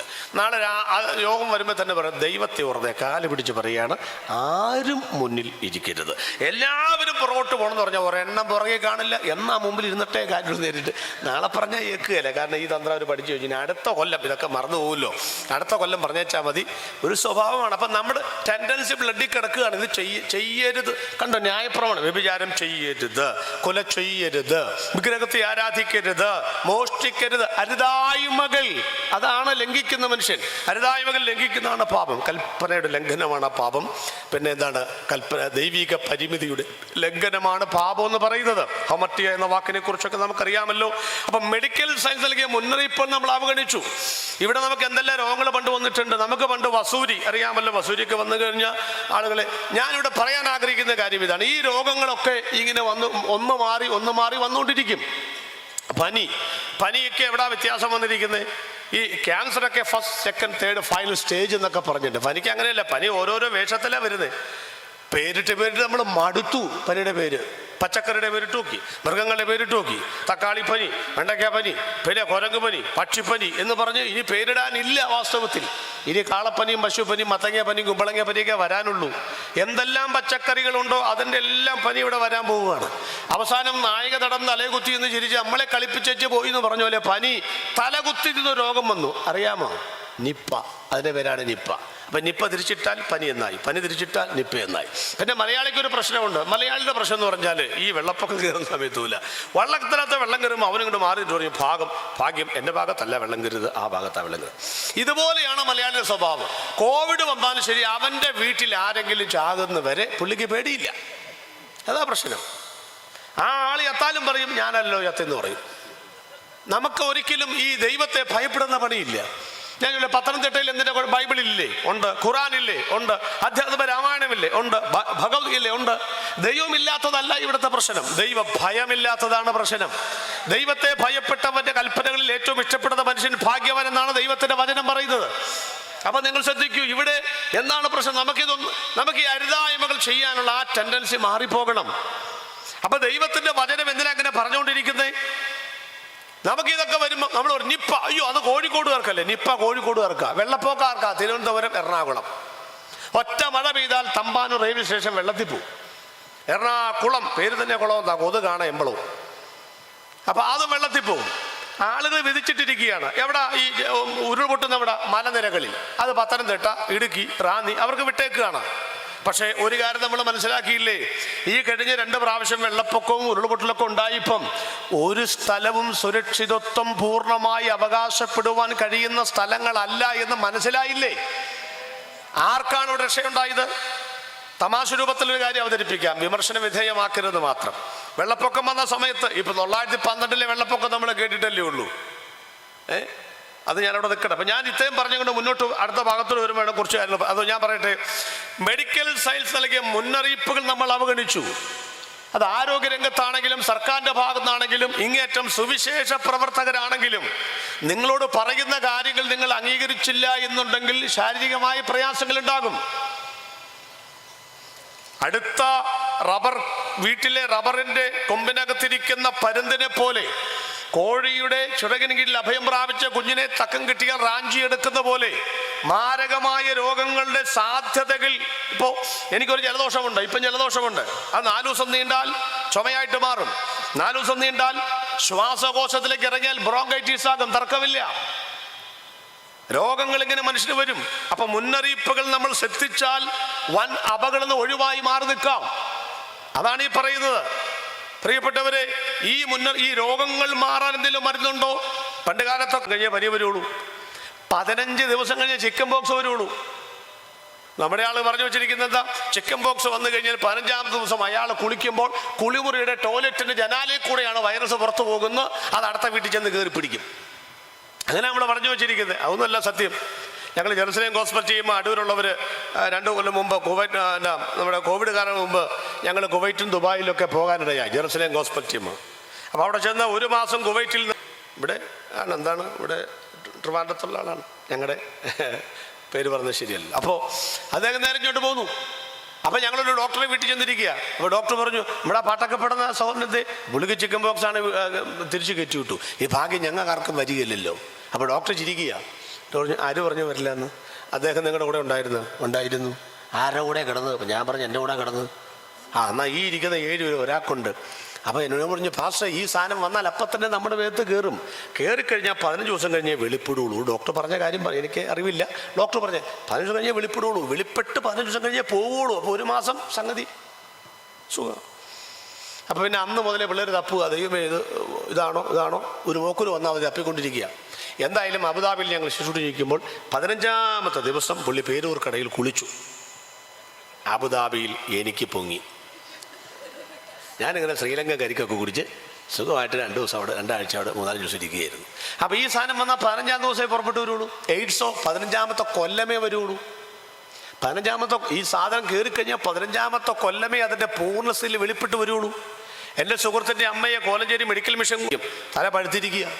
അപ്പോൾ എപ്പോൾ വന്നു ക്യാൻസർ? അറിഞ്ഞില്ല.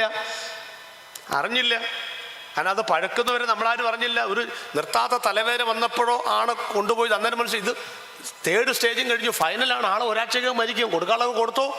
ഞങ്ങളേത് പാട്ടുപാടി, എന്ത് സന്തോഷം, എന്തൊരാനന്ദം, എൻ്റെ പ്രിയൻ കൂടെ പാടുള്ള പാട്ട്. അപ്പോൾ എന്നോട് ചോദിച്ചു, എന്തിനാ പാസ ഈ പാട്ട് പാടുന്നത്? എനിക്കറിയാം ഒരാഴ്ച ഞാൻ മരിക്കും. ഇന്ന് രാത്രിയിൽ ഞങ്ങൾ പറയുന്ന ഒരു കാര്യം, ഞാനൊരു ഉദാഹരണം പറയുകയാണ്. ഇപ്പം ഈ ഇരിക്കുന്ന എനിക്കോ 4 ദിവസം കഴിഞ്ഞ് എന്നിൽ പനി വെളിപ്പെടാനിരിക്കുന്നെങ്കിൽ ആ പനിയുടെ വൈറസ് എവിടെ കാണും?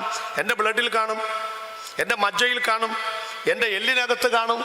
15 വർഷം കഴിഞ്ഞ് വെളിപ്പെടാൻ പോകുന്ന, 4 കൊല്ലം കഴിഞ്ഞ് വെളിപ്പെടാൻ പോകുന്ന, വർഷങ്ങൾ കഴിഞ്ഞ് വെളിപ്പെടാൻ പോകുന്ന വൈറസുകൾക്ക് ഇരിക്കാൻ സ്ഥലമെന്ന് പറഞ്ഞ ബ്ലഡും മജ്ജയും നമ്മുടെ എല്ലുമാണ്.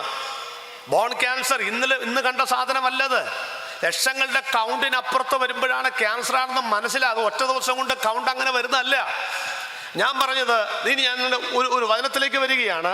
എബ്രായലേഖനം, ദൈവത്തിന്റെ വചനം പറഞ്ഞേ ജീവനും ചൈതന്യമുള്ളതും. അടുത്തത്, ഇരുവാഴ്ത്തലയുള്ള ഏത് വാളിനേക്കാളും മൂർച്ചയരുത്. ബാക്കിയൊന്ന് പറഞ്ഞേ.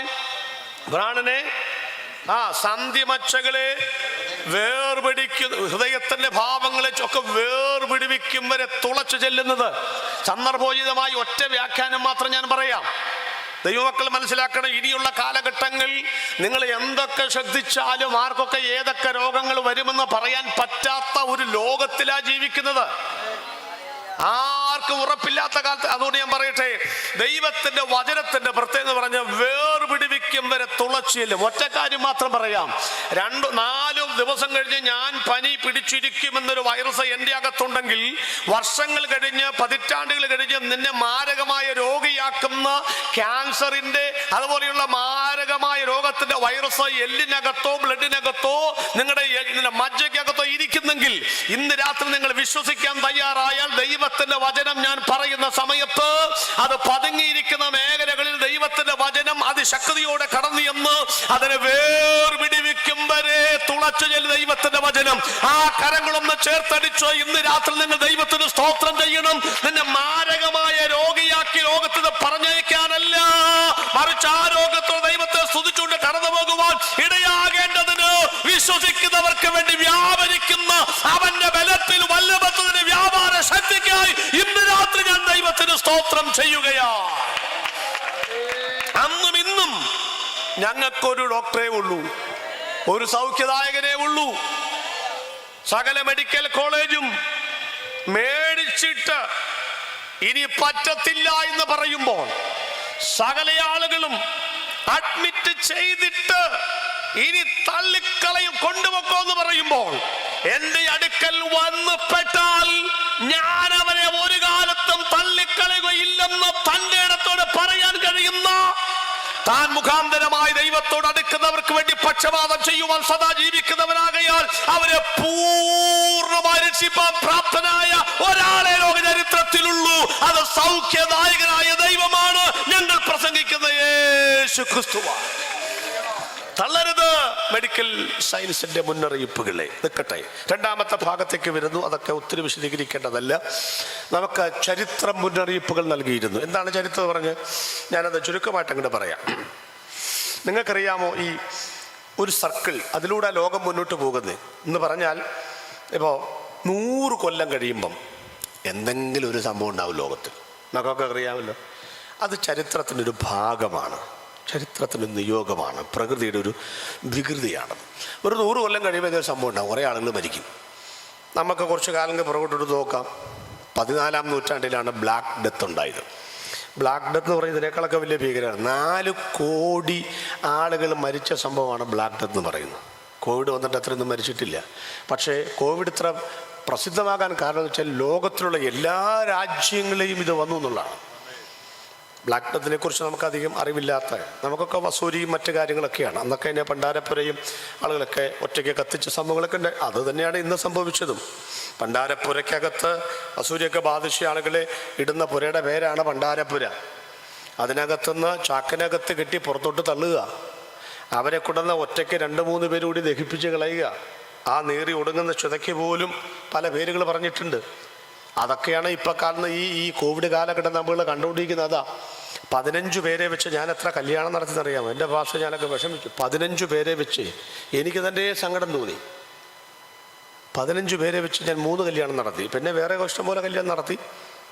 എന്ത് സങ്കടമാണ്! ചെക്കനും പെണ്ണും അവൻ്റെ അപ്പനും അമ്മയും ആങ്ങളെ പെങ്ങന്മാരും മാത്രം.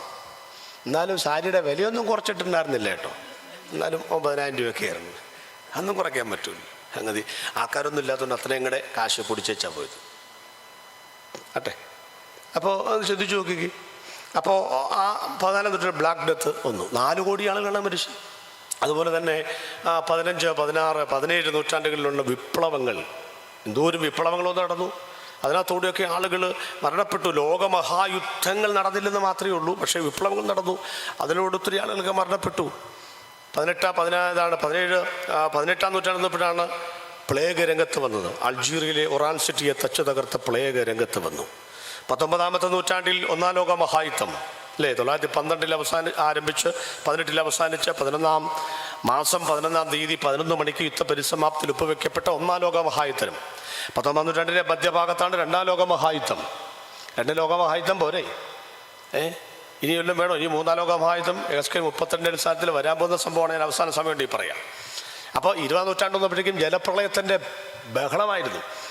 1912 വെള്ളപ്പൊക്കം. 1912 വെള്ളപ്പൊക്കം എൻ്റെ അമ്മ പറഞ്ഞു കേട്ടിട്ടുണ്ട്. ഞാൻ 1912 ജനിച്ചിട്ട് പോലുമില്ല. അപ്പം നമുക്ക് തോന്നി എങ്ങനെ ഇരിക്കും വെള്ളപ്പൊക്കം, ചുമ്മാ മനസ്സിൽ ആഗ്രഹിച്ചു പോയതാ. ഇപ്പോൾ ജീവിതത്തിൽ ഞാൻ ആഗ്രഹിക്കുകയില്ല. 2 പ്രാവശ്യം ഒന്നും കുറയാതെ ഈ വെള്ളപ്പൊക്കം എന്നെ നമ്മൾ കണ്ടിട്ടില്ലല്ലോ. അത് ചുമ്മാ ഇതെങ്ങനെ ഇരിക്കുമെന്ന് ആഗ്രഹിച്ചൊന്നുമില്ല, എങ്ങനെ ആയിരിക്കും എന്നിങ്ങനെ ചിന്തിച്ചേ ഉള്ളൂ. അപ്പോഴേക്കും വന്ന് 2 അപ്പോഴല്ലേ കാര്യം മനസ്സിലായത്. ഞാനാണെങ്കിൽ ആ സമയത്താണ് ഈ അങ്കമാലി ചാലക്കുടി ഭാഗത്തൊരു വീട് മേടിച്ചത്. ഞാനവിടെ ചാലക്കുടി അസംബ്ലി സഭയിലാണ് ദൈവത്തെ ആരാധിക്കുകയും സ്തുതിക്കുകയൊക്കെ ചെയ്യുന്നത്. അപ്പോൾ ഒരു വീട് ആ സമയത്താണ് മേടിച്ചത്. കോവിഡിന് തൊട്ട് മുമ്പ് മേടിച്ചതിൻ്റെ ഒരു മലയുടെ മണ്ടയ്ക്കാണ്. എൻ്റെ വീട് കാണാൻ വന്നിട്ട് പറഞ്ഞു, ഇവിടെ പോയിട്ടാണ് പാസ്റ്റ് വീട് മേടിച്ചേക്കുന്നത്, മനുഷ്യന് വരാനും പറ്റില്ല. ആ വീടിന് വന്നവരെല്ലാം വളരെ മാന്യമായിട്ട് എന്ന് പറഞ്ഞാൽ ചതപറാൻ തിന്നുകയും ചെയ്തു, ചളവളാന്ന് കുറ്റവും പറഞ്ഞു. അവിടെ പോയിട്ടാണ് ഈ വീട് വെച്ചിട്ട് നടക്കാനും വല്ല ഹൈവേന്ന് 2 കിലോമീറ്റർ അകത്തുണ്ടാകും. ഞാനങ്ങ് വിട്ടു. ഞാൻ അല്ലെങ്കിൽ തന്നെ പറയാറുണ്ട്, ഈ വീട് പ്രവേശനം നടത്തുമ്പം വീട് മേടിച്ചിട്ട് മുഴുവൻ പണി കഴിഞ്ഞിട്ട് നമ്മൾ ചെയ്യരുത്. പകുതിയാകുമ്പം പ്രവേശനം നടത്തണം. എന്താണെന്നറിയാം, ഈ മുഴുവൻ പണിതിച്ച് പ്രവേശനം നടത്തി വന്നവർ പറയും ഈ അടുക്കളയുടെ വീതി ശരിയായില്ല, ഈ പറയുന്ന പെങ്കൊച്ചാണോ അവിടെ പണിയെടുക്കാമെന്നേ, ഈ ബെഡ്റൂമിന് വലിപ്പം വരെ ഇയാളാണോ കിടക്കാമെന്നേ അവിടെ. വല്ലവരും വീട് കണ്ടു കഴിഞ്ഞാൽ ഒരു കുറ്റവും പറയാതെ അങ്ങ് പോയാൽ പറ്റില്ല. പക്ഷെ നമുക്കൊരു കുറ്റം പറഞ്ഞില്ലെങ്കിൽ ഒരു സമാധാനമില്ല. അതാണ് എൻ്റെ കാര്യം. അപ്പോൾ ഞാൻ ഒരു കാര്യം പറയും, നിങ്ങൾ ഈ വീട് പണിയൊക്കെ നടത്തുമ്പോൾ പകുതി പണിയാകുമ്പം പ്രവേശനം നടത്തണം. ഗുണം എന്നാണെന്നറിയാമോ? ഈ തിന്നാൻ വരുന്നവൻ തീറ്റ കഴിയുമ്പോൾ ബാക്കി എങ്ങനെ പണിയണം എന്ന് പറഞ്ഞു തരും. അതുപോലെയൊക്കെ പറഞ്ഞാൽ മതി. ആ പറയും വെച്ചിട്ട് പൈസ അവിടെ വായ്പ ചോദിക്കാം. അതെൻ്റെ കാര്യം കേട്ടോ.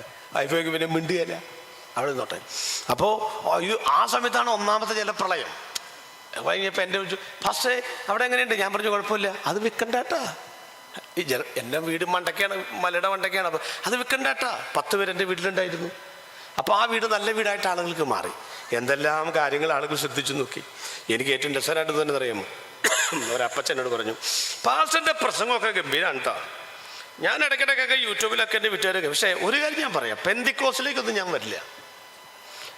അതൊക്കെ പറഞ്ഞ് ഇഷ്ടംപോലെ പറയുന്നവർ നമ്മൾ കണ്ടിട്ടുണ്ട്. എൻ്റെ സൗകര്യമാർ വിശ്വാസത്തിലേക്ക് വന്നിട്ടില്ല, ഞാൻ ഒറ്റയ്ക്കാണ് വിശ്വാസത്തിൽ വന്നത്. അപ്പോൾ അതൊക്കെ നമ്മൾ കണ്ടിട്ടുണ്ട്. ഒരു കടന്ന വാക്ക് പറഞ്ഞു, പാസ്റ്റർ മരിച്ചാൽ പോലും പെന്തിക്കോസ് ഹോളിൽ ഞാൻ കാലുകുത്തൂല എന്ന്. അപ്പച്ചന് 85 വയസ്സ്, എനിക്ക് 55. അപ്പൊ ആ പുള്ളി പറയാണ് ഞാൻ മരിച്ചാൽ പോലും എന്തെങ്കിലും ആട്ടെ.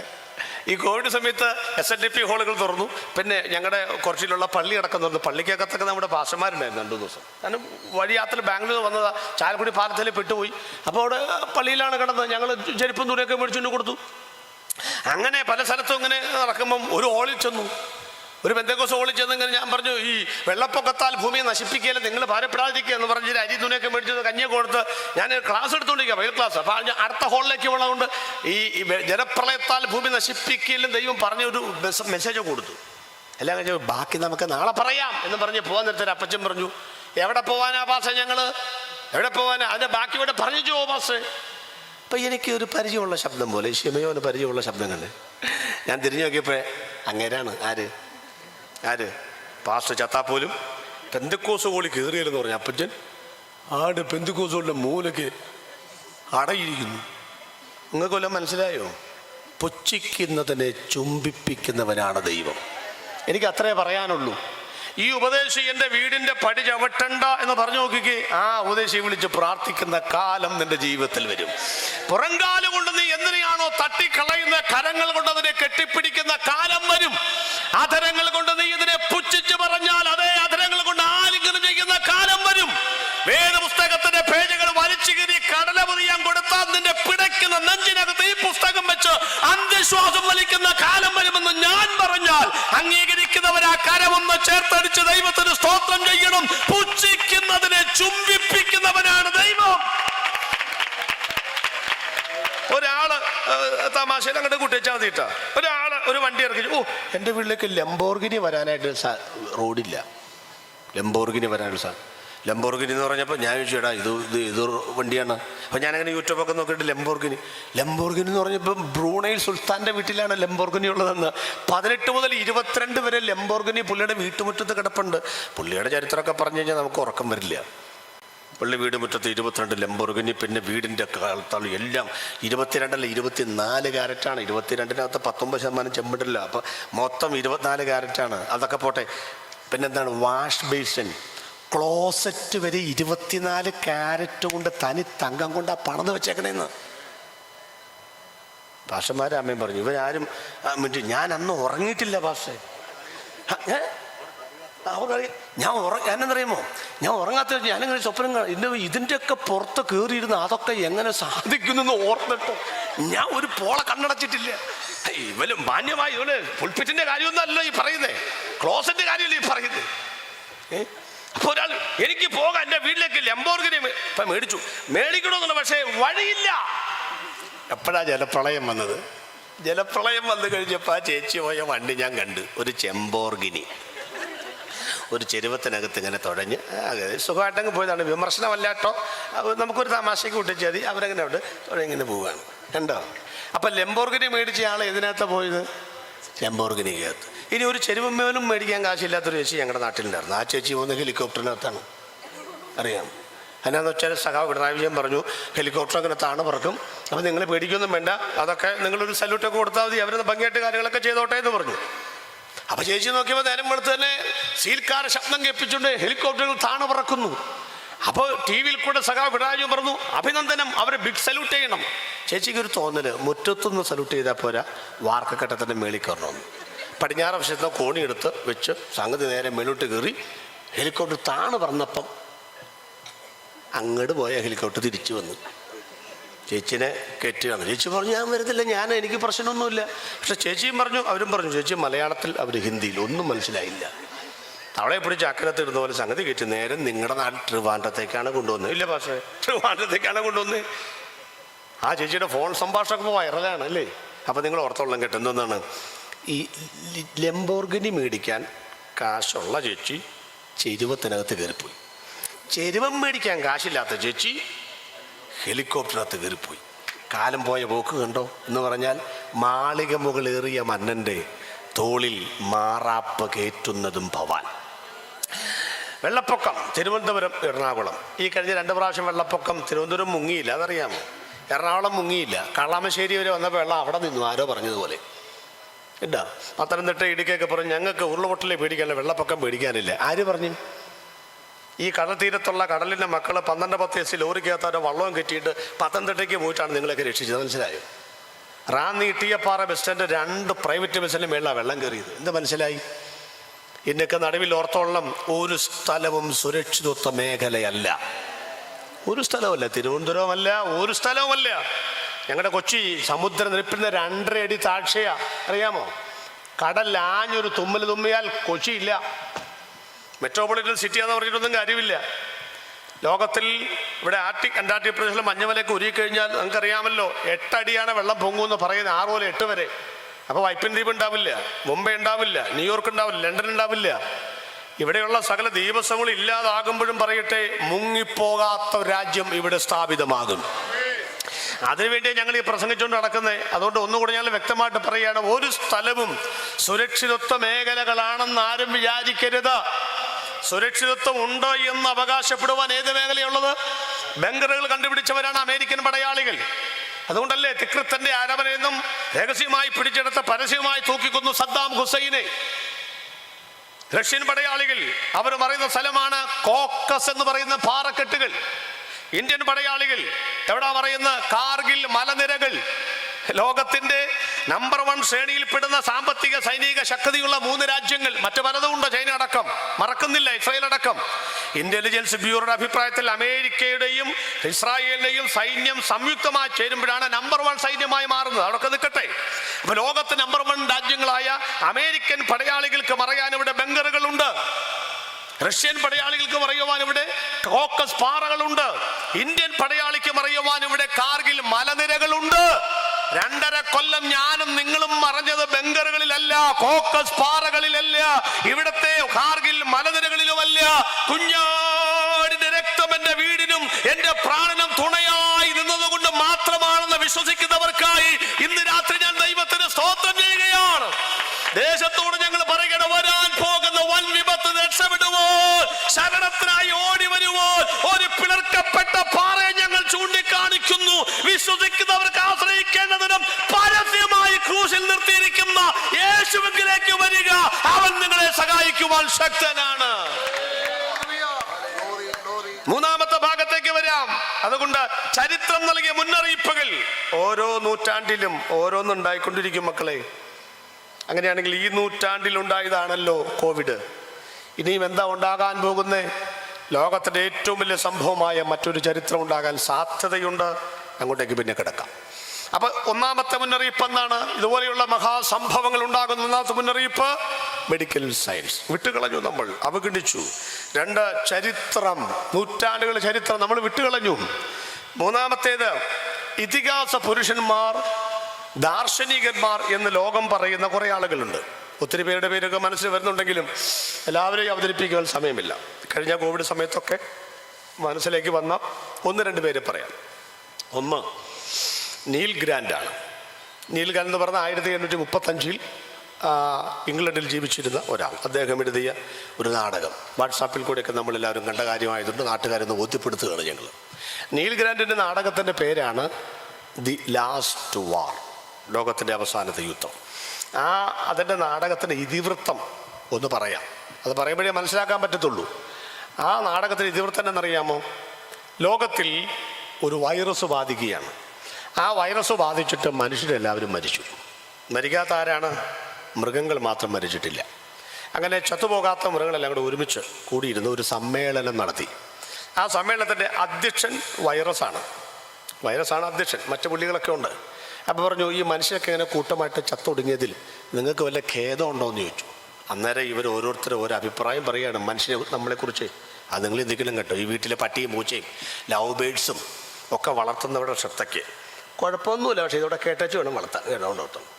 അപ്പോൾ ഇവർ ഇപ്പം കുതിര അങ്ങനെ നിൽക്കുകയാണ്. അപ്പോൾ പറഞ്ഞു, നീയാണല്ലോ മനുഷ്യൻ്റെ വിജയശില്പി, നിനക്കെന്തെങ്കിലും പറയാനുണ്ടോ? മനുഷ്യനിങ്ങനെ വൈറസ് വന്ന് ചത്തയിലെല്ലാം പറയാണ്ട് 2 ചെവിയും വട്ടം പിടിച്ച് കേട്ടോണ്ടിരിക്കണം കേട്ടാ. അപ്പം കുതിര എഴുന്നേറ്റ് പറയാണ്, അതെ മനുഷ്യക്ക് ഇത് സംഭവിക്കണം. എന്താണ് കാര്യം? ആക്രാന്താണ്, എല്ലാത്തിനും ആക്രാന്താണ്. വെറുതെ ഇരിക്കുന്നത് എന്നെ പിടിച്ച് കുതിരയുടെ ആയുധങ്ങൾ ആടയാവുന്ന കാണിച്ചുരുക്കി ഇങ്ങനെ യുദ്ധക്കളത്തിലേക്ക് വിടുകയാണ്. എന്ത് കാണിക്കാനാണ് യുദ്ധം? ഇപ്പം തന്നെ ലോകത്തിൽ 2000-ലധികം യുദ്ധങ്ങൾ നടക്കുന്നുണ്ട്, അതിർത്തിയിൽ വെടിവെച്ച് നടക്കുന്നുണ്ട്. ഒരു പുസ്തകം ഞാൻ എഴുതിക്കൊണ്ടിരിക്കുന്നു, കർത്താവിൻ്റെ പുനരാഗമനവും അനന്തര സംഭവം, പുതിയ യെരൂശലേം മുതൽ പുനരാഗമനം മുതൽ പുതിയ യെരൂശലേം വരെ. അടുത്ത ജനുവരിയിൽ അത് പുറത്തിറങ്ങും. 71 അധ്യായങ്ങളുള്ള, ഞാൻ എപ്പോഴും വളരെ ആസ്വദിച്ച് പ്രസംഗിക്കുന്ന, കോളേജുകളിലൊക്കെ ക്ലാസ് എടുക്കുന്നതാണ് എസ്കറ്റോളജി, അതിൻ്റെ ഒരു ഭാഗമാണ് ആ പുസ്തകം.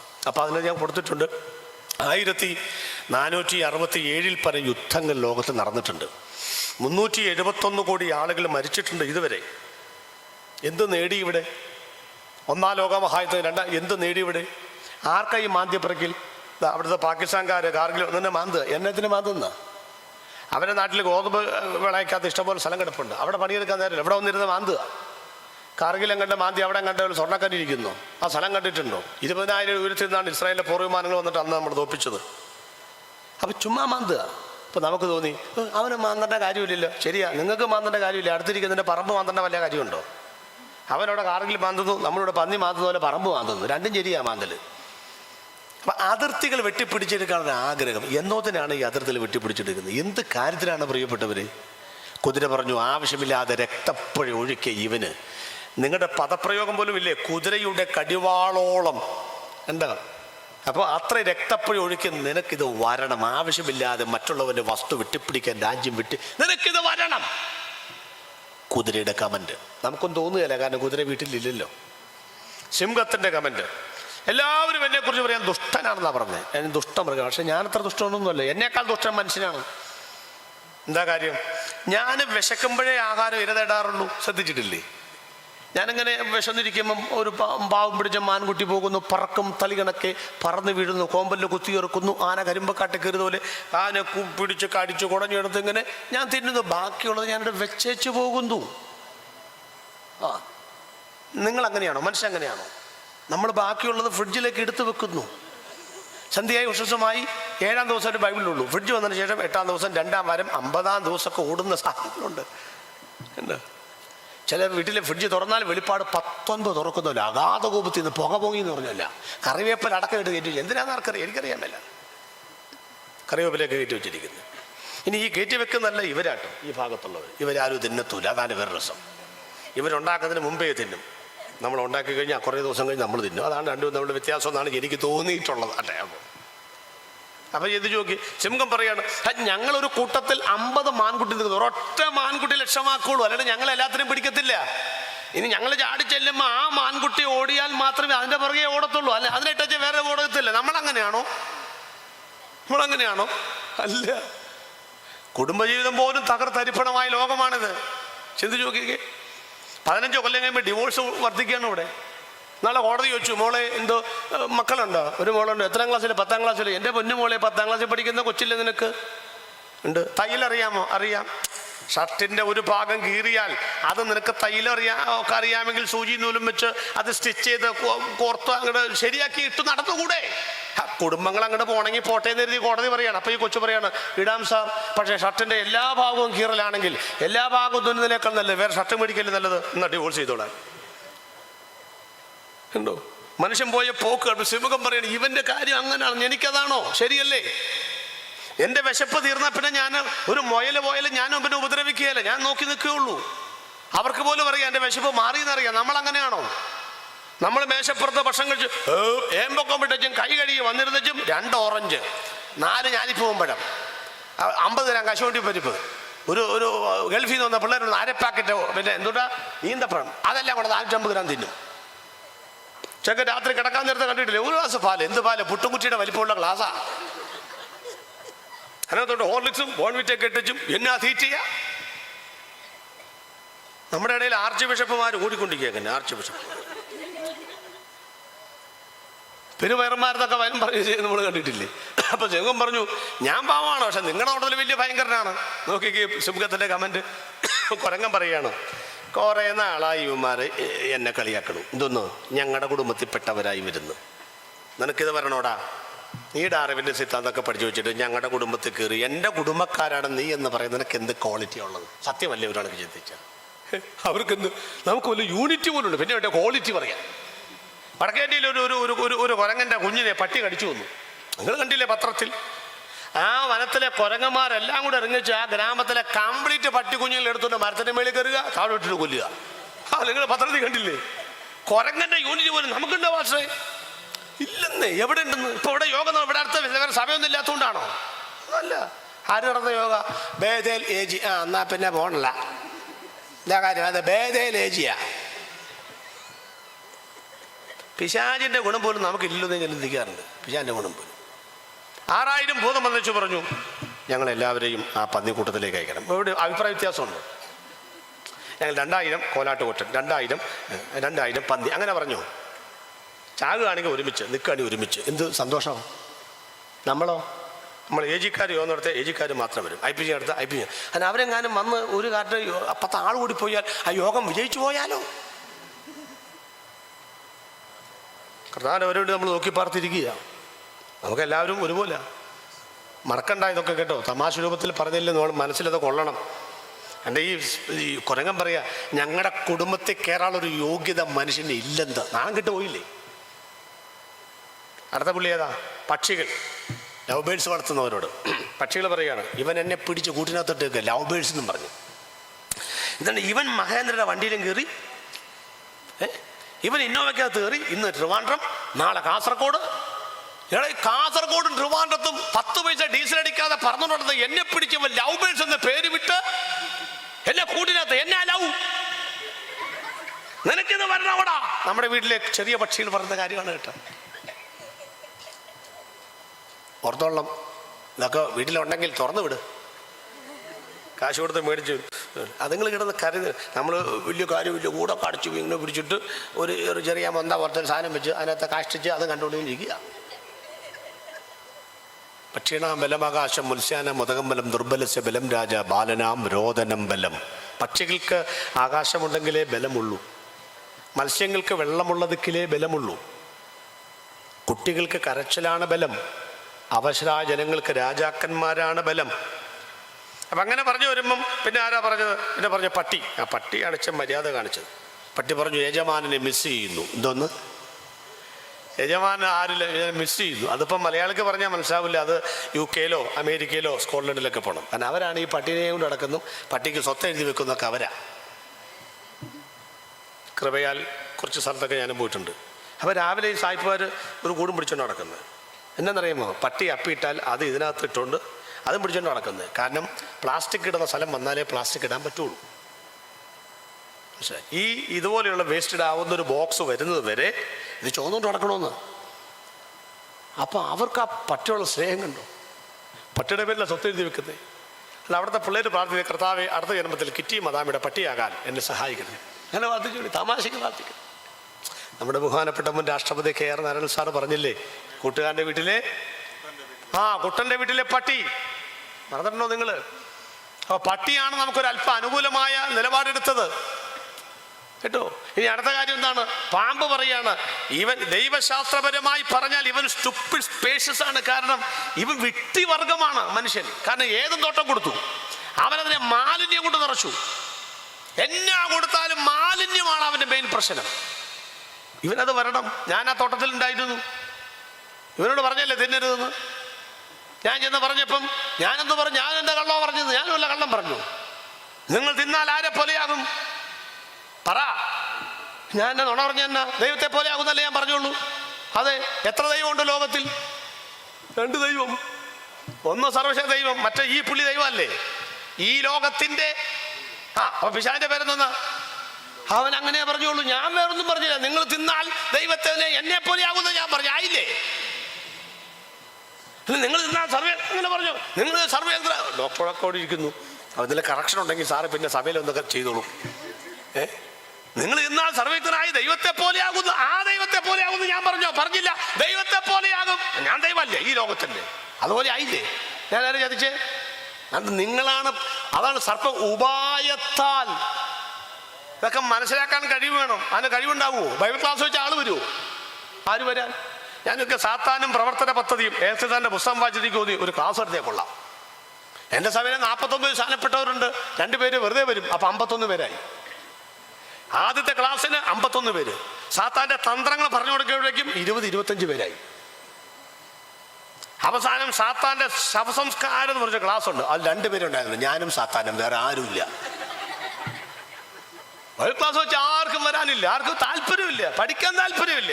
ആരെങ്കിലും എന്തെങ്കിലുമൊക്കെ പറഞ്ഞ് എന്നെ ബഹളം ഉണ്ടാക്കുന്നതിനാണ് കൂടുതൽ താല്പര്യം. പാമ്പ് പറഞ്ഞു ഇവരിത് വരണം, ഇവർ വിഡ്ഢികളായ മനുഷ്യന് വൈറസിന്റെ കൺക്ലൂഷൻ പ്രസംഗം കേട്ടോളാം. അല്ല, ഈ മുയലിനെയും തവളയും പെരിച്ചാഴിയും എലിയൊക്കെ കൊല്ലാൻ വേണ്ടി ഉണ്ടാക്കിയതാണ് ഈ സാധനം. ഭൂതത്തെ കുടം തുറന്നു വിട്ടതുപോലെ തുറന്നു വിട്ടു. മനുഷ്യൻ ചാമ്പലായി. ഉണ്ടാക്കിയ മനുഷ്യൻ AC റൂമിലല്ല കിടക്കുന്നേ. ഞാൻ കിടക്കണമെങ്കിൽ AC റൂം വേണം.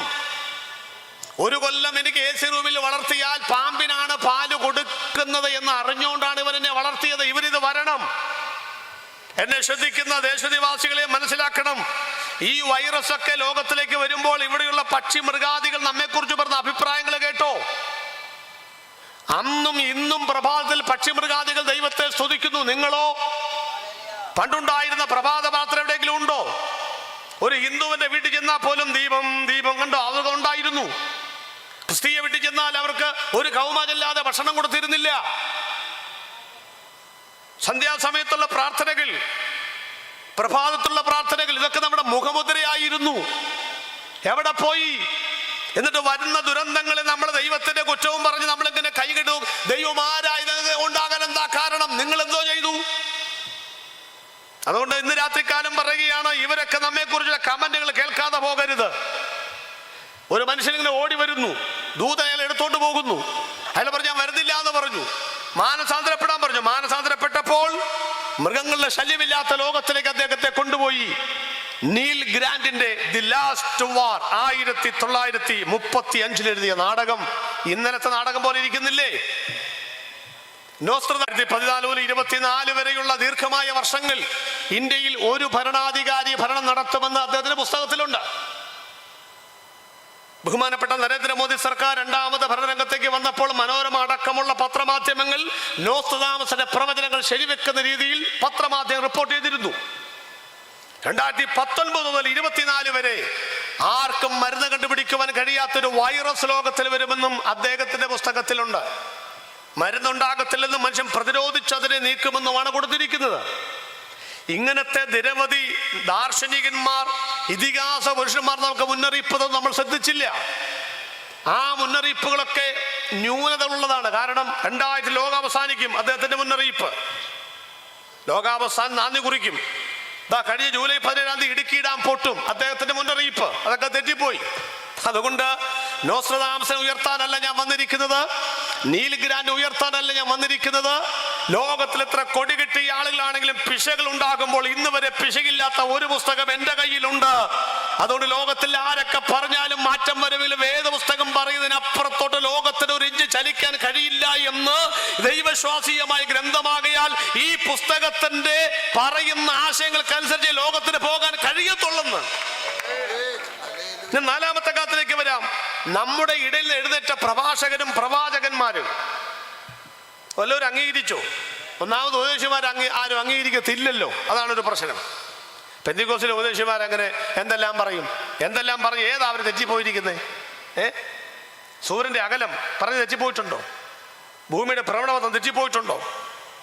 ഒന്നും തെറ്റിപ്പോയിട്ടില്ല. അതിലേക്ക് ഞാൻ വരുന്നില്ല. സൂര്യനെ കുറിച്ചല്ലോ ഞാൻ പ്രസംഗിക്കുക, അതിനെക്കുറിച്ച് പിന്നെ പറയാം. ഞാൻ പറയട്ടെ, നമ്മുടെ ഇടയിൽ നിന്ന് എഴുന്നേറ്റ് ദൈവദാസന്മാർ പറഞ്ഞു ഈ ലോകം അധിക നാൾ മുന്നോട്ട് പോകത്തില്ല. കർത്താവ് വരുന്നു വരുന്നു പറയുമ്പോൾ നമ്മുടെ ആൾക്കൊരു മരവിപ്പ. എന്നാ ഈ മരവിപ്പ്? എന്തോ ഒരു നാളായി കേൾക്കാൻ തുടങ്ങി. പെന്തക്കോസ്തിൽ വന്ന അന്ന് പോലെ കേൾക്കാൻ തുടങ്ങുകയാണ്. യേശു വരാൻ പോകണം, അത് വന്നില്ലല്ലോ. അതായത് മരവിപ്പിന്റെ കാര്യം. പുലി വരുന്ന കഥ പോലെയാവും അവസാനം നമ്മുടെ ജീവിതം. അവസാനം പുലി വന്നു, പിടിക്കപ്പെടുകയും ചെയ്തു പറഞ്ഞില്ല, കർത്താവ് വരികയും ചെയ്യും, നമ്മൾ ഒരുങ്ങത്തുമില്ല. സ്തോത്രം. ഇതൊരു സുവിശേഷ പ്രസംഗം മാത്രമാണോ? അല്ലെന്ന് വെളത്താങ്കരയിലുള്ള ദേശനിവാസികൾ മനസ്സിലാക്കണം. ഈ മൈക്ക്, ഈ സൗണ്ട് ബോക്സ് നിങ്ങളുടെ വീട്ടിലൊക്കെ കൊണ്ട് വെച്ച് കെട്ടിയിട്ടില്ലേ? വഴുതല വെച്ച് കെട്ടിയിട്ടില്ലേ? ഇതാരാ ഈ പ്രസംഗിക്കുന്നത്? കഴിഞ്ഞ വർഷം സജു അത്തനൊരു അത് പെന്തക്കോസ്തിലെ ഉപദേശിയാ. ജോയി പാറയ്ക്കൽ. നാളെ ആരാ വരുന്നത്? അസംബ്ലിയുടെ സൂപ്രണ്ടാ. അതൊക്കെ അവർ നേതാക്കന്മാർ വരുന്ന അല്ല പ്രിയപ്പെട്ടവരെ. അബ്രഹാമിന്റെ കൂടാരത്തിൽ 3 പേരാ വന്നത്. അബ്രഹാം ഓടിച്ചെന്നു ഒരാളെയാണ് റെസ്പെക്ട് ചെയ്ത് വണങ്ങിയത്, അറിയാമോ? 3ാമത്തെ വാക്യം, യജമാനനെ. എത്ര പേര് നിപ്പുണ്ട്? 3 പേര്. എന്നാ വിളിക്കണം? യജമാനന്മാരെ എന്നല്ലേ വിളിക്കേണ്ടത്? വിളിച്ചില്ല, ഒറ്റയാളെ വിളിച്ചുള്ളൂ. യജമാനനെ, ഏകവചനം. എന്താ കാര്യം? ഈ 3 പേരിൽ ഒരാൾ യഹോവയാണെന്ന് അബ്രഹാമിന് ഉറപ്പായിരുന്നു. എങ്ങനെ ഉറപ്പ് കിട്ടി? കീബോർഡിന് 8ാമത്തെ കട്ടയില്ലാതെ, കൊയറിൽ 10 പേരില്ലാതെ, വായിക്കുവാൻ സംഗീതമില്ലാതെ, ആമേൻ പറയാൻ ആളില്ലാതെ, ആലയം പോലും ഇല്ലാതെ, ആഭരണങ്ങളില്ലാതെ, മമ്രയുടെ തോപ്പിൽ മുട്ടുകുത്തുമ്പോൾ ദൈവ സാന്നിധ്യം ഇറങ്ങി വരുന്ന അന്തരാത്മാവിൽ അബ്രഹാം അനുഭവിച്ചിട്ടുണ്ട്. ആ അബ്രഹാമിന് ദൈവത്തിന്റെ സാന്നിധ്യം അറിയാൻ കഴിയും. ഇത് വേർപെട്ട സഭകളെ യോഗമാണെന്നും പറഞ്ഞ വ്ളാത്താങ്കരക്കാർ തള്ളിക്കളയരുത്.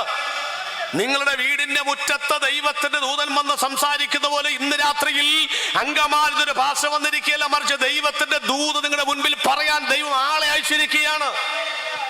ഇന്റർനാഷണൽ പാട്ടുകാരായ ആളുകൾ വന്നിരുന്നെങ്കിൽ 10 പേരും കൂടെ കൂടിയേനെ. നീ പിള്ളേരായതുകൊണ്ടാ വരാത്തത്. ആരാ പാടുന്നേ? ബേതൽ ഏജി കൊയർ.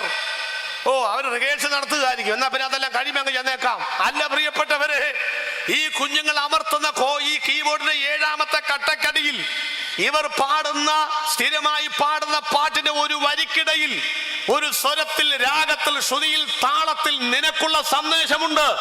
മറന്നു പോകരുത്. ഇന്ന് രാത്രിയിൽ സ്ഥിരമായി പ്രാർത്ഥിക്കുന്നവരും പ്രസംഗിക്കുന്നവരുമാണെങ്കിലും കാലഘട്ടത്തിന്റെ പ്രവാചകനായ ദൈവത്തിന്റെ പരിശുദ്ധാത്മാവ് ഇന്ന് രാത്രിയിൽ വ്ളാപ്പാങ്കരദേശത്തോട് ദൈവത്തിന്റെ വചനവും ദൂതും അറിയിക്കുന്നു എന്ന് മനസ്സിലാക്കുന്നവരാ കരമൊന്ന് ചേർത്തടിച്ച് ദൈവത്തിന്റെ സാന്നിധ്യത്തെ വ്ളാപ്പാങ്കലേക്ക് വിളിച്ചു വരുത്തണം. ഇത് യഹോവയുടെ ഇടപെടലാണ്. ഞാൻ അറിഞ്ഞില്ലെന്ന് പറയത്തക്ക നിലയിൽ ഇത് ദൈവത്തിന്റെ സന്ദേശമുണ്ടെന്ന് മനസ്സിലാക്കണം.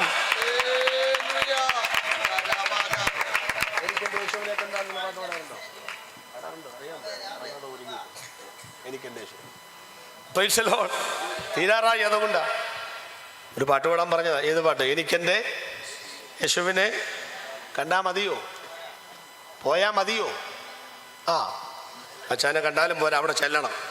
നന്നായി. ചിലക്ക് കണ്ടാലും വേണ്ട, പോയാലും വേണ്ടില്ല. Praise the Lord.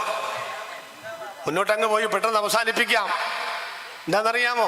ഇനി ഒരു കാര്യം കൂടെ പറയാനുണ്ട്. എന്താ കാര്യം പറയാനുള്ളത്? അപ്പോൾ ഈ അബ്രഹാം പിന്നെ പറഞ്ഞു, 10ാമത്തെ വാക്യത്തിൽ യഹോവ പറഞ്ഞു, പെമ്പിള്ളെന്ത് എവിടെയുണ്ട്? അടുത്ത ആണ്ടേക്ക് ഞാൻ വരുമ്പോൾ നിന്റെ ഭാര്യ സാറാക്കൊരു കുഞ്ഞ്. അപ്പൊ ഞാൻ ആരാ? 3 പേരല്ലേ അവിടെ ശാപ്പാട് കഴിക്കുന്നേ? അതെ. അടുത്ത ആണ്ടേക്ക് ഞങ്ങൾ വരുമ്പോൾ നല്ലേ പറയണ്ടേ? അതെ, പറഞ്ഞില്ലല്ലോ. ആര് വരുമ്പോൾ? ഞാൻ. ഞാനാകുന്നവൻ, ഞാനാകുന്നു. ഒടുവിൽ ദൂത് പറഞ്ഞു പോകുമ്പോൾ ആ 2 പുരുഷന്മാർ സോദോമിലേക്ക് പോയി. അടുത്ത വാക്യം, അബ്രഹാമോ യഹോവയുടെ മുൻപാകെ നിന്നു. അതിൽ യഹോവ ഉണ്ടായിരുന്നു. പ്രിയപ്പെട്ടു, ഈ ദൂതിൽ, ഈ സുവിശേഷ മഹായോഗത്തിൽ നിങ്ങൾക്കുള്ള ദൂതുണ്ട്. നിങ്ങളെ സ്വർഗത്തിലേക്ക് കൊണ്ടുപോകാൻ ദൈവത്തിന്റെ പദ്ധതിയുണ്ട്.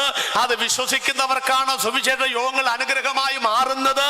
അല്ലാത്തവർക്ക് വിമർശനമായി മാറാനിടയുണ്ട്. അന്നടച്ചിട്ടുള്ള ആ വിമർശനങ്ങൾ ഒഴിവാക്ക്. കാലഘട്ടത്തിന്റെ പ്രവാചകനായ ദൈവത്തിന്റെ പരിശുദ്ധാത്മാവിനോട് മറുതലിക്കരുത്. സമയമായി. 9 മണിയോ 9:15 9 കഴിഞ്ഞാലോ കുഴപ്പമില്ലെന്ന് പാസ്റ്റർ പറഞ്ഞിട്ടുണ്ട്. ആ ബലത്തിലാണ് നിൽക്കുന്നത്. അല്ലയോ മോണി കീർത്തും.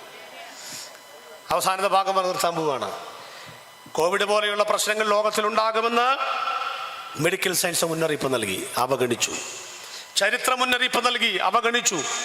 ഇതിഹാസ പുരുഷന്മാർ മുന്നറിയിപ്പ് നൽകി, അവഗണിച്ചു. ഞങ്ങളുടെ പ്രഭാഷകര് മുന്നറിയിപ്പ് നൽകി.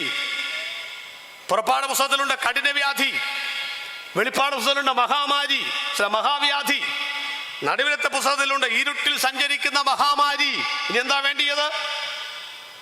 എല്ലാ സംഭവങ്ങളും, എത്ര ആധുനികമായ സംഭവങ്ങൾ നടന്നാൽ ഈ പഴഞ്ചൻ പുസ്തകത്തിൽ ഇത് പണ്ടേ എഴുതി വച്ചിരിക്കുന്നോർത്ത് ഞാൻ ദൈവത്തിന് സ്തോത്രം ചെയ്യുന്ന എല്ലാ ചോദ്യങ്ങൾക്ക് ഉത്തരമുണ്ടെന്ന് കണ്ട. ഉൽപ്പത്തി 1:1 ആദിയിൽ ദൈവം ആകാശവും ഭൂമിയും സൃഷ്ടിച്ചു. എത്ര ചോദ്യമാ?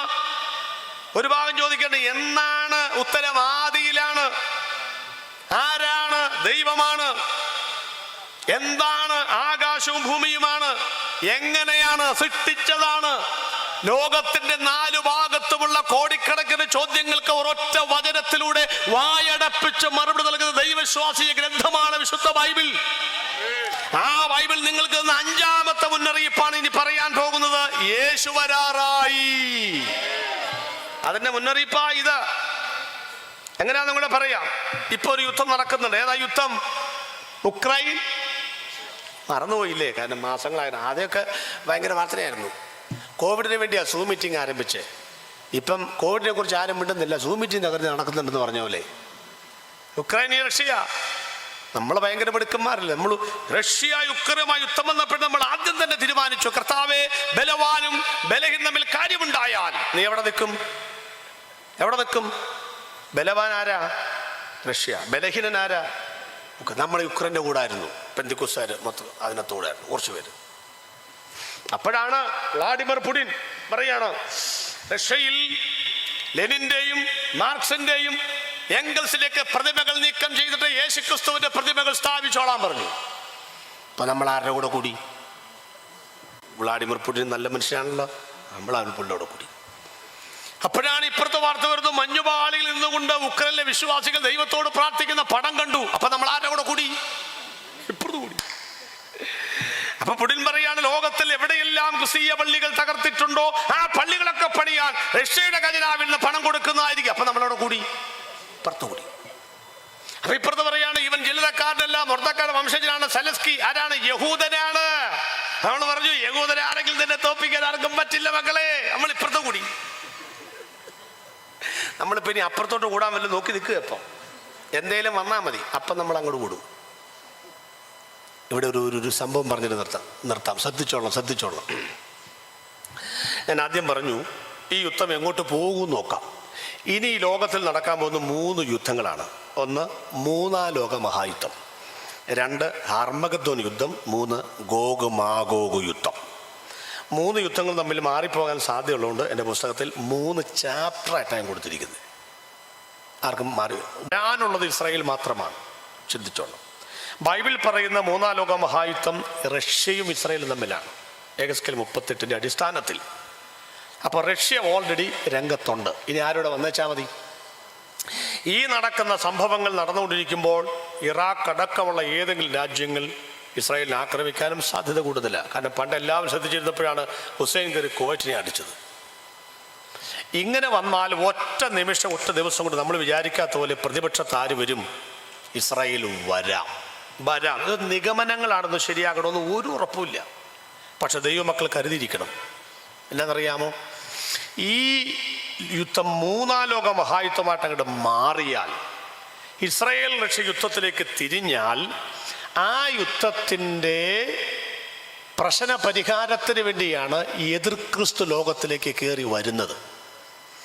എതിർ ക്രിസ്തു കയറി വരുമ്പോൾ 10 ഇന കാര്യപരിപാടികൾ, നസ്രത്ത് മാനിഫെസ്റ്റോ പോലെ, തെരഞ്ഞെടുപ്പുകാരുടെ പ്രകടന പത്രിക പോലെ ഈ പുള്ളിക്ക് 10 ഇന കാര്യപരിപാടികൾ ഉണ്ടായിരിക്കും. ഏകലോക മതം, ഏകലോക ബൈബിൾ, ഏകലോക പൗരത്വം, ഏകലോക കറൻസി, ഏകലോക ആരാധന, ഇങ്ങനെ ഏകലോക ഭാഷ, ഒരു 10 ഇന കാര്യപരിപാടികൾ.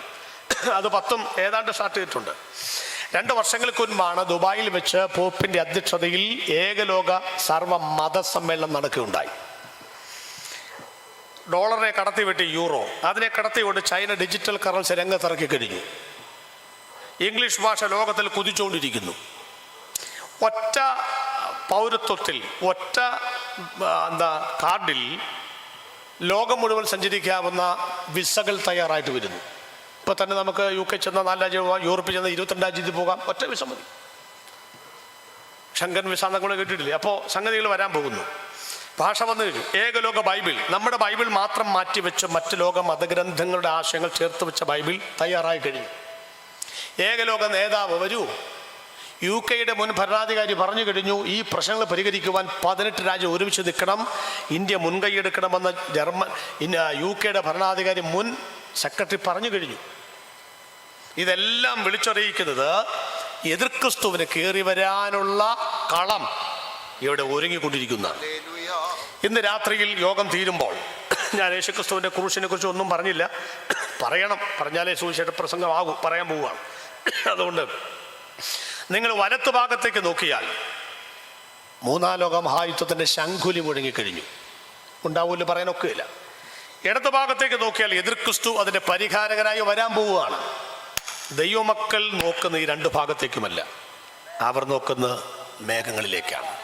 കാരണം ഈ യുദ്ധത്തിൻ്റെ ആരംഭത്തിലോ മധ്യത്തിലോ അവസാനത്തിലോ എതിർ ക്രിസ്തുവിൻ്റെ പ്രവേശനത്തിന് മുൻപ് വേറൊരു കാര്യം നടക്കണം.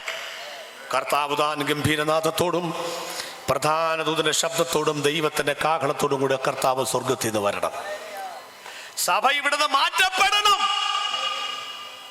ആയതിനാൽ കർത്താവിന്റെ സഭ ഇവിടുന്ന് മാറ്റപ്പെടും മുൻപ് ഇവിടെ സംഭവിക്കാനുള്ള സംഭവങ്ങളുടെ നാന്ദി കുറിച്ച് കഴിഞ്ഞതുകൊണ്ട് ഈ കൃപയുടെ വാതിൽ അടയാനായിട്ട് പോവുകയാണ്. ഏതാ കൃപയുടെ വാതിൽ? യേശു ജനിച്ചപ്പോൾ ബൈബിൾ പറഞ്ഞു, സകല മനുഷ്യർക്ക് രക്ഷാകരമായി ദൈവകൃപ ഉദിച്ചുവല്ലോ. രക്ഷിക്കപ്പെടുന്നത് കൃപയാലാണ്, ജീവിക്കുന്നത് കൃപയാലാണ്, സ്വർഗത്തിൽ ചെന്നാൽ കാണാൻ പോകുന്നത് കൃപയുടെ അത്യന്ത ധനത്തെയാണ്.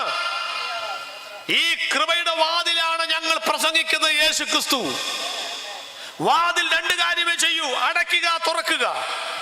അടച്ചിരിക്കുന്ന വാതിൽ ഇനി അടയ്ക്കണ്ട, തുറന്നേച്ചാ മതി. തുറന്നിരിക്കുന്ന വാതിൽ ഇനി തുറക്കാൻ വേണ്ട, അടച്ചേച്ചാ മതി. ക്രൂശിൽ പടയാളികൾ കുന്തം വെച്ച് കുത്തിയതോടുകൂടി, 3 കാരിരുമ്പാണികൾ തറയ്ക്കപ്പെട്ടതോടുകൂടി, മുൾക്കിരീടം ധരിക്കപ്പെട്ടതോടുകൂടി മാനവജാതിക്ക് സ്വർഗരാജ്യത്തിൽ പ്രവേശിക്കുവാനുള്ള കൃപയുടെ വാതിൽ ദൈവം ക്രൂശിൽ മലർക്കെ തുറന്നു. 2000 വർഷമായി ഈ വാതിൽ അവൻ അടച്ചിട്ടില്ല. ഇന്ന് രാത്രിയിലും ഈ വാതിൽ അവൻ അടച്ചിട്ടില്ല. യേശുവിനോട് ഞാൻ എന്റെ പ്രാർത്ഥനാ മുറിയിൽ ചോദിച്ചു, കർത്താവേ, നിന്നെ പിടിക്കാൻ വന്ന മൽക്കോസിന്റെ കാത് വെട്ടി താഴെയിട്ട പത്രോസിനെ ശകാരിച്ചിട്ട് ശത്രുവിന്റെ ചെവിയെടുത്ത് ഒട്ടിച്ച് വെച്ച് സൗഖ്യം നൽകുവാൻ കഴിയുന്ന ദൈവപുത്ര, 2022 വർഷമായി എന്തേ നിന്റെ മുറിവുകൾ അടയ്ക്കാത്തത്? യേശുവിന്റെ മറുപടി, ഈ മുറിവുകൾ ഞാൻ അടയ്ക്കുകയില്ല. ഇതടച്ചാൽ പിന്നെ കൃപായുഗമില്ല. ഒരു മുറിവ് അടഞ്ഞില്ലെങ്കിൽ വേദനയുണ്ടാകും. സുഹൃത്തെ, ഇന്ന് രാത്രിയിൽ സുഖമായി വിശ്രമിക്കുന്ന നിങ്ങൾ രക്ഷിക്കപ്പെടാത്തത് കൊണ്ട് നിങ്ങളുടെ ഹൃദയത്തിന്റെ വാതിക്കൽ നിങ്ങളെ കുറിച്ചുള്ള വേദനയുമായി യേശു ഇന്ന് രാത്രി വന്നിട്ടുണ്ട്. ആരാണോ ഹൃദയത്തിന്റെ വാതിൽ തുറക്കുന്നത് അവനോടുകൂടി അത്താഴം കഴിക്കുവാൻ യേശു വന്നിട്ടുണ്ട്. ഈ കൃപയുടെ വാതിൽ അടയുന്നതിന് മുൻപ്, ഇന്ന് രാത്രിയിൽ കഞ്ഞി കുടിച്ച് കിടക്കുന്നതിന് മുൻപ്, ഇന്ന് രാത്രിയിൽ കണ്ണടച്ച് കിടക്കുന്നതിന് മുൻപ്, നാളെ നേരം വെളുത്ത കണ്ണ് തുറക്കുമോ ഇല്ലയോ എന്നറിയാൻ പാടില്ലാത്തത് കൊണ്ട് കൃപയുടെ വാതിൽ സുവിശേഷ പ്രസംഗം നിലച്ചു പോകുന്നതിന് മുൻപ്, വരാൻ പോകുന്ന ഈ വിപത്തിൽ രക്ഷപ്പെടുവാൻ, നിത്യത്തിലേക്ക് പ്രവേശിക്കണമെന്ന് ആരെങ്കിലും ആഗ്രഹിക്കുന്നെങ്കിൽ ഇന്ന് രാത്രി യേശു ക്രിസ്തുവിനെ സ്വന്തം രക്ഷിതാവും കർത്താവുമായി അംഗീകരിക്കുക. ഒരു നിമിഷം നമുക്ക് ദൈവസന്നിധിയിൽ എഴുന്നേൽക്കാം. രക്ഷിതാവിനെ കാൺക പാവി, രക്ഷിതാവിനെ കാൺക പാവി, നിന്റെ പേർക്കല്ലയോ ക്രൂശിന്മേൽ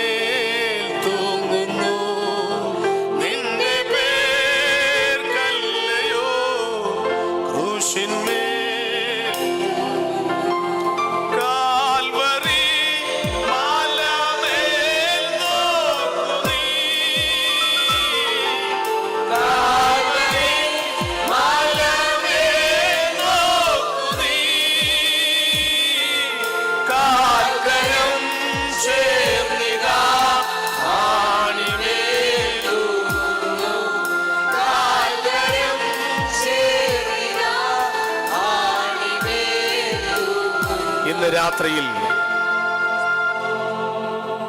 ഒരു പ്രസംഗം കേട്ടു, കൊള്ളാം, ഇല്ലെങ്കിൽ കൊള്ളില്ല, എന്താണെങ്കിലും വേണ്ടില്ല, പക്ഷെ ഒടുവിൽ പറഞ്ഞത് മറന്നു പോകരുത്. എൻ്റെയും നിങ്ങളുടെയും പാപങ്ങൾക്ക് വേണ്ടി. ബഹുമാനപ്പെട്ട ഉദ്ഘാടന പ്രസംഗൻ പറഞ്ഞതുപോലെ നാം വിശ്വസിച്ച് രക്ഷിക്കപ്പെടേണ്ടതിന് പരസ്യമായി ദൈവം ക്രൂശിൽ യേശുവിനെ നിർത്തിയിരിക്കുന്നു.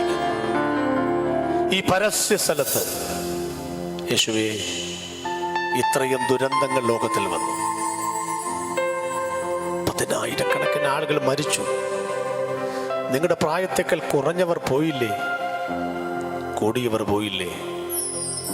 കഴിഞ്ഞ വർഷം ഈ കൺവെൻഷന് വന്നിരുന്നപ്പോൾ നിങ്ങളുടെ ഇടത്തും വലത്തും ഇരുന്നവർ ഇന്ന് ലോകത്തിൽ ഇല്ലല്ലോ. എന്നിട്ട് നിങ്ങളെ ജീവനോട് ശേഷിപ്പിച്ചിരിക്കുന്നത് ക്രൂശിലൂടെ രക്ഷപ്പെടാനല്ലെങ്കിൽ പിന്നെ എന്തിനു വേണ്ടിയിട്ടാണ്?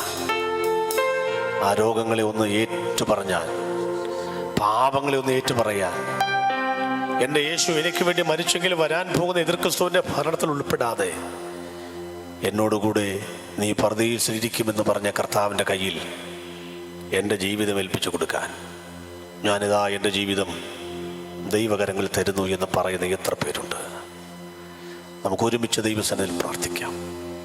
നിങ്ങളുടെ കരങ്ങൾ നെഞ്ചത്തോടൊന്ന് ചേർത്ത് പിടിച്ച് വരാൻ പോകുന്ന മാരക രോഗത്തിൻ്റെ അവസ്ഥകളിൽ നിന്ന്, മെഡിക്കൽ സയൻസ് നൽകിയ മുന്നറിയിപ്പ് അവഗണിച്ചാൽ, ചരിത്രം നൽകുന്ന മുന്നറിയിപ്പ് അവഗണിച്ചാൽ, ഇതിഹാസ പുരുഷന്മാർ നൽകുന്ന മുന്നറിയിപ്പ് അവഗണിച്ചാൽ, ഇവിടെ രോഗങ്ങളും പ്രയാസങ്ങളൊക്കെ ഒരു അത്രയേ ഉള്ളൂ. പക്ഷേ വചനം നൽകുന്ന മുന്നറിയിപ്പ് അവഗണിച്ചാൽ, യേശുവിൻ്റെ പുനരാഗമനം എന്ന മുന്നറിയിപ്പ് അവഗണിച്ചാൽ സ്വർഗത്തിൽ പോകാൻ കഴിയില്ല എന്ന് മാത്രമല്ല, നിത്യമായ നാശത്തിലേക്ക് പോകട്ടെ വരുന്നത് പോകാതിരിക്കേണ്ടതിന് ആ കരം നെഞ്ചിൽ അമർന്നിരിക്കട്ടെ. ഞങ്ങളുടെ സ്വർഗീയ പിതാവേ, അനുഗ്രഹിക്കപ്പെട്ട രാത്രിക്കായി ഞങ്ങൾ ദൈവത്തെ സ്തുതിക്കുന്നു. ഭൂതലത്തിൽ എങ്ങും വരുവാൻ പോകുന്നൊരു പരീക്ഷാകാലം വന്നോട്ടെ. തീയിൽ കൂടി ശദ്രക്കിനെയും മേശക്കിനെയും പിടിപ്പിച്ചതുപോലെ 2.5 ലക്ഷം കുടുംബങ്ങൾക്ക് നടുവിൽ കൂടി മിസ്രയീമിൽ ഇസ്രായേലിനെ പരിപാലിച്ചതുപോലെ ഞങ്ങളെ പരിപാലിക്കുന്ന ദൈവകരങ്ങളിലേക്ക് പിടയ്ക്കുന്ന നെഞ്ചിൽ ഞങ്ങൾ വലതുകരം ചേർത്ത് പിടിച്ച്, യേശുവേ നിന്നോടുകൂടെ എന്നെ ചേർക്കണമേ എന്ന ഹൃദയം നുറുങ്ങിയ പ്രാർത്ഥനയുമായി, എന്റെ ബ്ലഡിനകത്തും എല്ലിനകത്തുമൊക്കെ പതുങ്ങിയിരിക്കുന്ന വൈറസുകളെ നീക്കണമേ എന്ന നുറുങ്ങിയ പ്രാർത്ഥനയുമായി ആരെങ്കിലും ഇന്ന് രാത്രി പ്രാർത്ഥിക്കുന്നെങ്കിൽ, ക്രൂശിൽ ഞങ്ങൾക്ക് വേണ്ടി മരിച്ച യേശുക്രിസ്തുവിന്റെ പുണ്യാക രക്തത്താൽ ഇന്ന് രാത്രിയിൽ രോഗത്തിന്റെ ബന്ധനങ്ങൾ ഞങ്ങൾ യേശുവിന്റെ നാമത്തിൽ ഞങ്ങൾ അഴിക്കുകയാണ്. ഇന്ന് രാത്രി ശാപങ്ങൾ പൊട്ടിമാറട്ടെ. കുടുംബങ്ങളെ കാർന്നു തിന്നുന്ന തലമുറകളെ നോട്ടമിട്ടിരിക്കുന്ന മയക്കുമരുന്നുകൾ, പൈശാചികമായ ബന്ധനങ്ങൾ, തേർവാഴ്ചകൾ, പോരിന്റെ ആയുധങ്ങൾ, കുടുംബത്തെ മുച്ചൂട് മുടിച്ചു കളയുമെന്ന് വെല്ലുവിളിക്കുന്ന പൈശാചികന്റെ ആധുനിക ടെക്നോളജികൾ, സ്വർഗത്തിനും ഭൂമിക്കും നാഥനാകുന്ന യേശുക്രിസ്തുവിന്റെ അധികാരമുള്ള നാമത്തിൽ ഞങ്ങൾ അതിനെ ബന്ധിച്ചു മാറ്റുകയാണ് ഇന്ന് രാത്രിയിൽ. പാപത്തോട് എതിർക്കുവാൻ ആഗ്രഹിക്കുന്നവരെ രക്ഷിക്കണമേ അപ്പാ. മാനസാന്തരം നൽകണമേ. അവരുടെ കരം ഗ്രഹിക്കണമേ. ഇന്ന് രാത്രി തന്നെ ഉറപ്പ് നൽകണമേ. പർദീസയുടെ കർത്താവ് ഞങ്ങളുടെ പ്രാർത്ഥന കേട്ടതിനായി സ്തോത്രം. അങ്ങയുടെ വരവിനായി ഒരുക്കണം കർത്താവേ. ഈ കാണുന്ന യുദ്ധശ്രുതികൾ കർത്താവിന്റെ ഗംഭീരനാഥന്റെ മുഴക്കമാണെങ്കിൽ, ഞങ്ങൾ ഒരുമിച്ച് പാടുന്ന പാട്ടിലൂടെ എനിക്കെന്റെ യേശുവിനെ കണ്ടാൽ മതി, ഇഹത്തിലുമായ സുഖം വിട്ടാൽ മതി. ഒരുക്കണമേ. പ്രാർത്ഥന കേട്ടതിനായി സ്തോത്രം. കർത്താവും രക്ഷിതാവുമായ യേശുക്രിസ്തുവിന്റെ വിലയേറിയ നാമത്തിൽ തന്നെ മുന്നറിയിപ്പുകളെ സ്വീകരിച്ച് കർത്താവിന്റെ വരവിനായി ഒരുങ്ങുന്നവർ കരമടിച്ച് ദൈവത്തിന് സ്തോത്രം ചെയ്യട്ടെ.